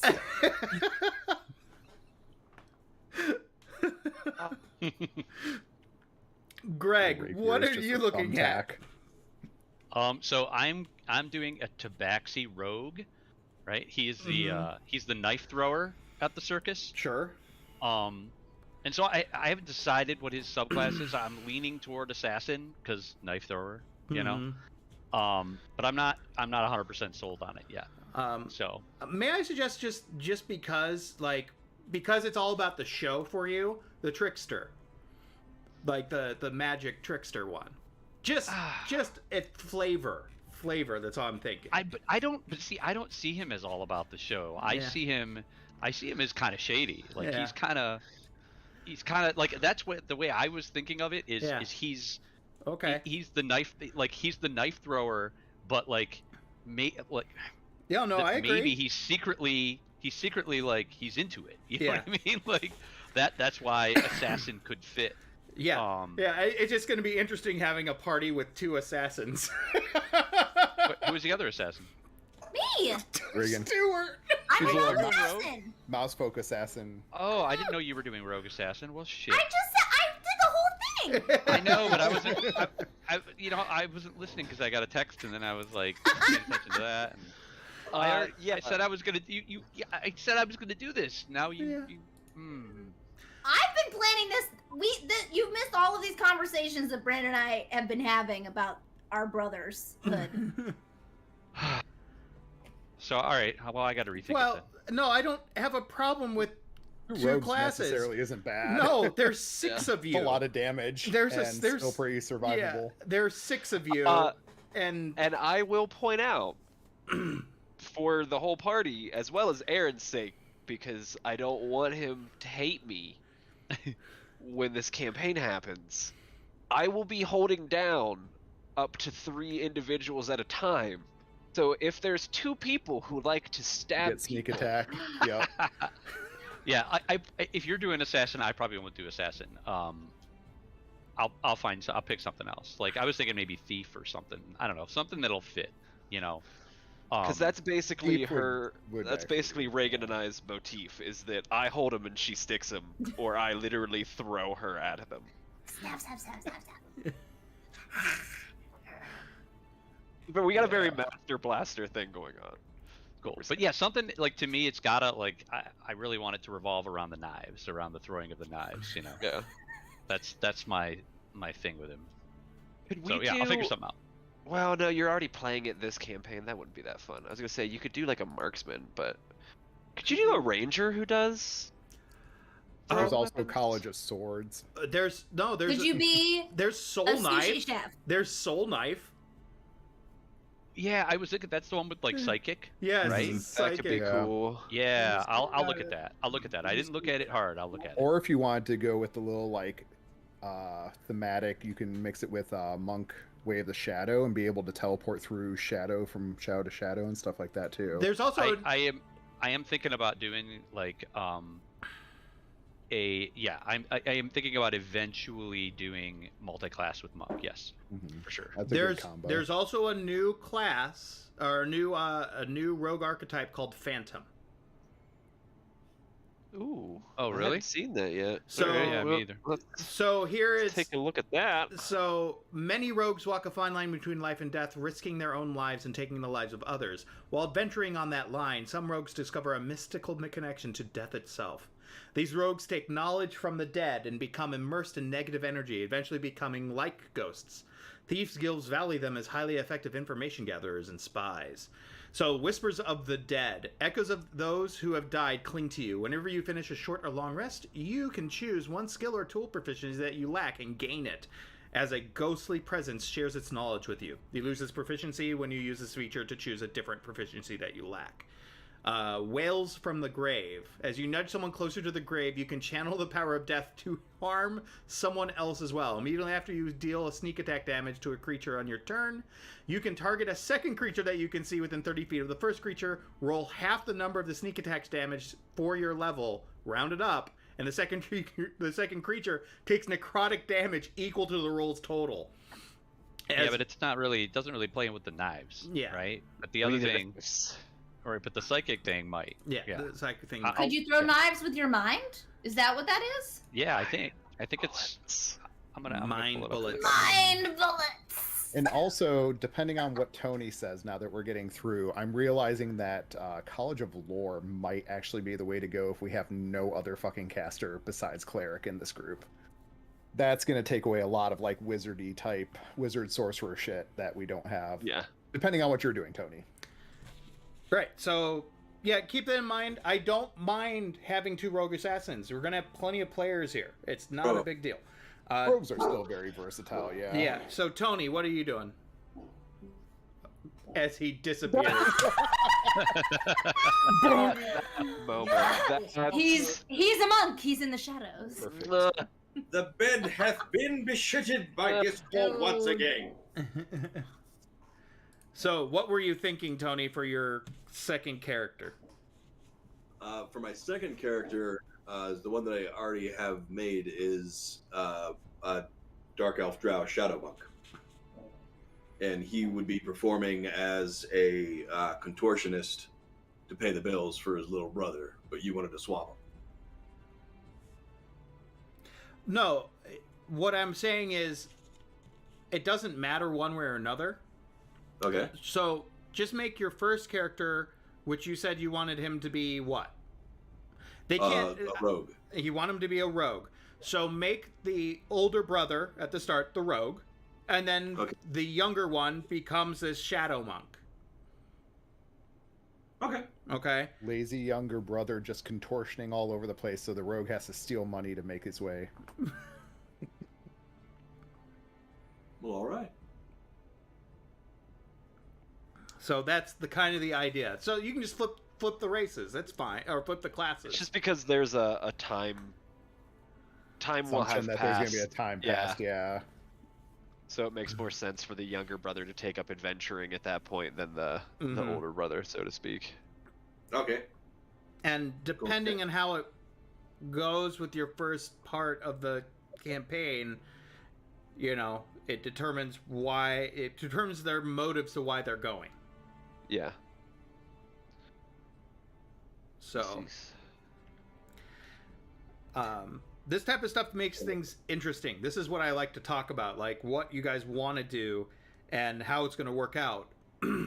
And always have another character beyond this, just in case, because like I said, I'm gonna try not to kill your characters, but I have to make it No challenging. promises. Yeah, there's no point in me doing this if there's no challenge for you guys, and it's not fun. I'm definitely gonna do this soul knife. Like it's all about these psychic blades, right? Yeah, it's literally It's just perfect, psychic yeah. blades. Yeah. So good. Right, it's perfect. Like It he really manifests makes a good these psychic show blades of, and like yeah. like it's fucking it's absolutely perfect. It adds it kind of makes your character more bardish without being a bard. Like it makes it more showy in a way for the circus. I like it. Yeah, and then like when you look, like some of the abilities continue to build on it later. The blades aren't just like a shtick; like they get better. Yeah, they get better. Yeah. I'm cool with it.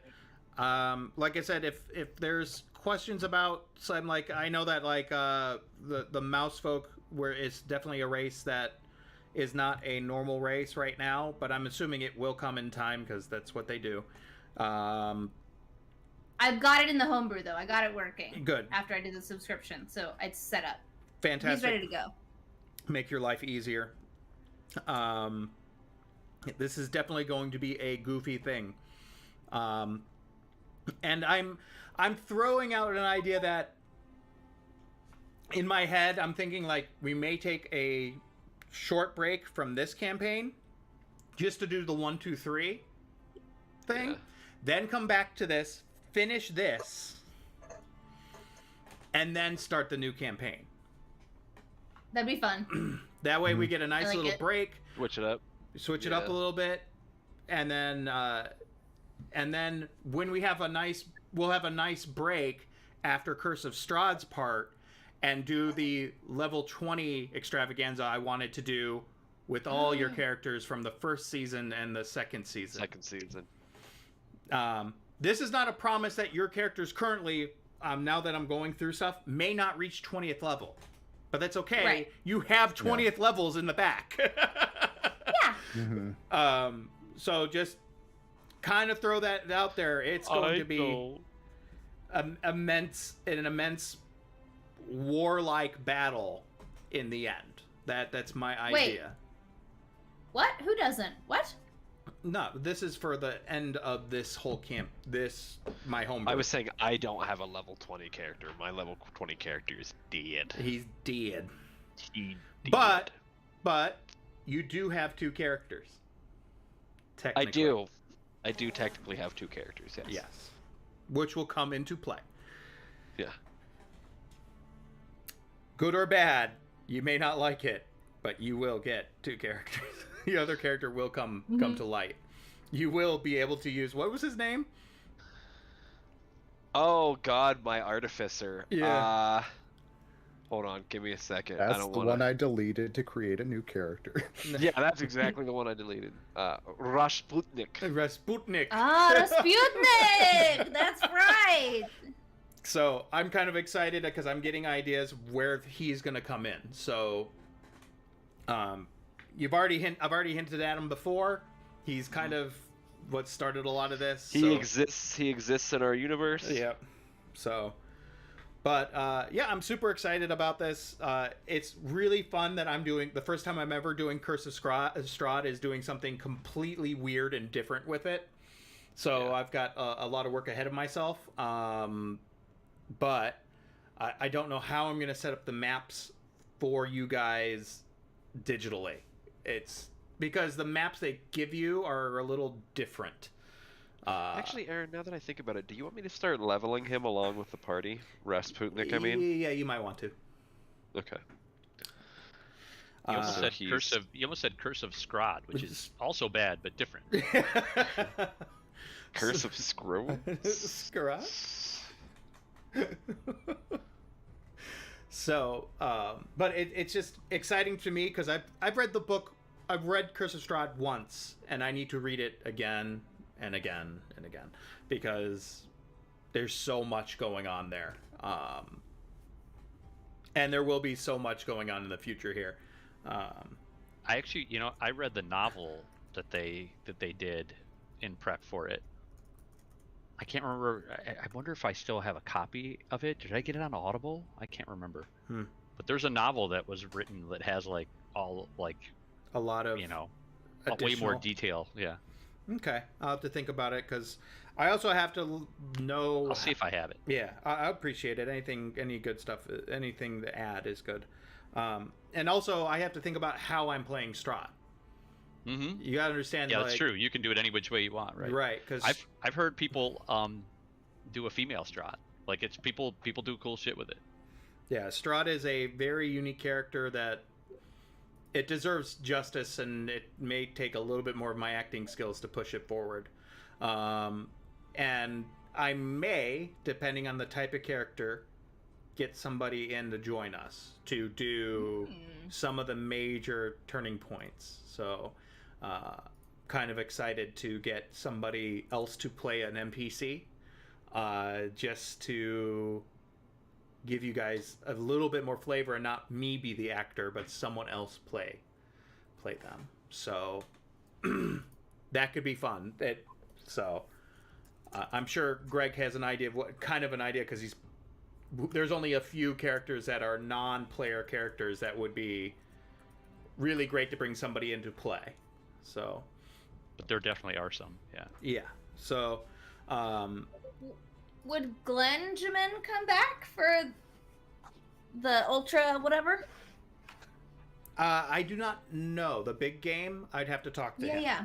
Because it'd probably only be like 1 or 2 sessions if. For sure. So I don't see why not if he wanted to. If he could find I mean, the he time. was in stream watching tonight. It's not like he's not putting aside time to during our campaigns. He's anyways. not invested. He's invested. Don't lie to us, Glenjamin. He secretly disguises his name as Colleen so he can type in. I mean, he was typing it in chat all night tonight. Yeah, he was. Yeah. Was he? Yeah, I know. I'm kidding. So Colleen's recording a podcast tonight. Oh. And by the way, speaking of our group composition, I definitely think College of Lore would probably be the better. beneficial since we don't have a caster. And Like you a can arcane really caster. you can really flavor it into whatever you want to. Well, because College of Lore is a jack of all trades, I think like an old 1940s, 50s actor type idea where they were like dancers, tap dancers, comedians, singers, like that kind of like they did that vaudeville- whole package of you mean like entertaining that they just kind of jumped Right. into different like shows. a vaudeville performer. Mm-hmm. Yeah, so more variety act type thing, like, yeah. And like I said, since we don't have a sorcerer or wizard, that's probably gonna that extra 2 spells from that extra magical secrets really helps. Sure. I'm just kind of stumped on how to like a what animal I should be, I guess. Well, you don't have to be an animal. You could be human. Tony's not being an animal. Yeah. He's not? No, he's gonna He's be a drow. Tony's are both drow. Mm-hmm. A couple of drow. Unless you're suggesting that drow are animals. So you could stick with the Outcast sideshow theme, Yeah. but you don't necessarily have to be an animal. Can we just eat any character that's not an animal until people make animals? I could just be a trash raccoon that is not really with the circus, just follows the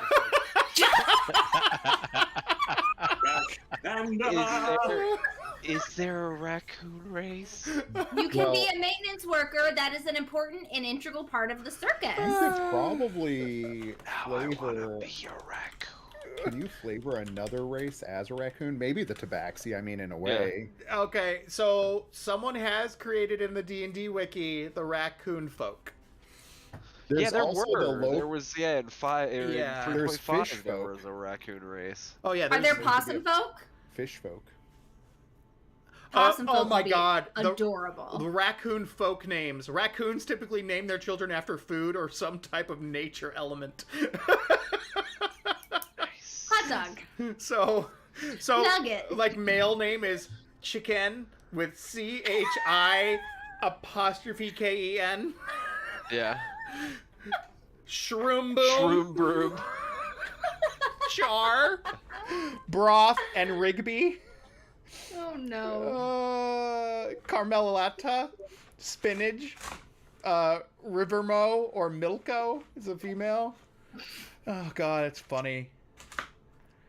You know what? I do want there. Now we were talking about the vaudeville act. I would like a little stand-up comedian guy, but it's just Greg doing dad jokes. So I love this. It says natural scavenger. You gain proficiency on any investigation rolls when looting bodies or piles of junk. Oh. You guys were walking by. Any piles of junk around? Yeah. Oh, the light as a feather thing. It says you take no damage from falling when you fall from 35 feet or lower. That's a little. That's a little Oh, but they have a sub race. They have sub race of opossum and tanukis. Yeah. Perfect. Awesome. Opossum. An opossum, your pouch could be a like a bag of holding. Yeah. So we went through everybody, right? We got everybody. Yeah, I think we got everybody, and I think A that's. circus weasel, a circus ferret. I don't think you need to be an animal, Derek. I would even. I think you should be a possum. You're immune to poison and have advantage on all medicine checks that include diseases. That's what an opossum gets his abilities. You also get a plus to your wisdom score. A plus one. Don't to your help wisdom. for his cleric. Doing shots of garbage juice, bro. Oh, You have what's called, if you're a tanuki, you have the ability to expand your stomach large enough for it to be played like drums. Like drums. Yeah.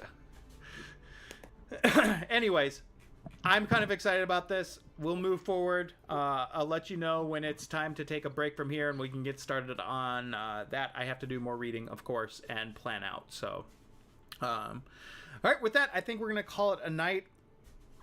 We'll play next session. On to the next What if set. somebody's a red panda and then they get scared?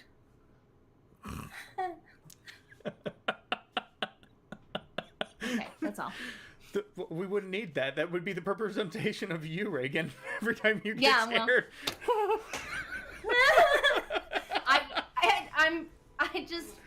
I'm probably can't- gonna cry a lot in this campaign. I think. Oh, And you it's love gonna be it. your fault, Aaron. You love it, Reagan. I don't. I very literally do not. You don't have to play then. I I mean have it an in excellent character. Okay. I have relationships built already. I can't possibly not win. I have created a monster in Reagan in this game. No, I cannot obviously do this. It must be done. I have created this character with love. Already, the ball's rolling already. Awesome. Like the account. I have to finish. I have to finish. I have to finish. All right, guys. Have a good night.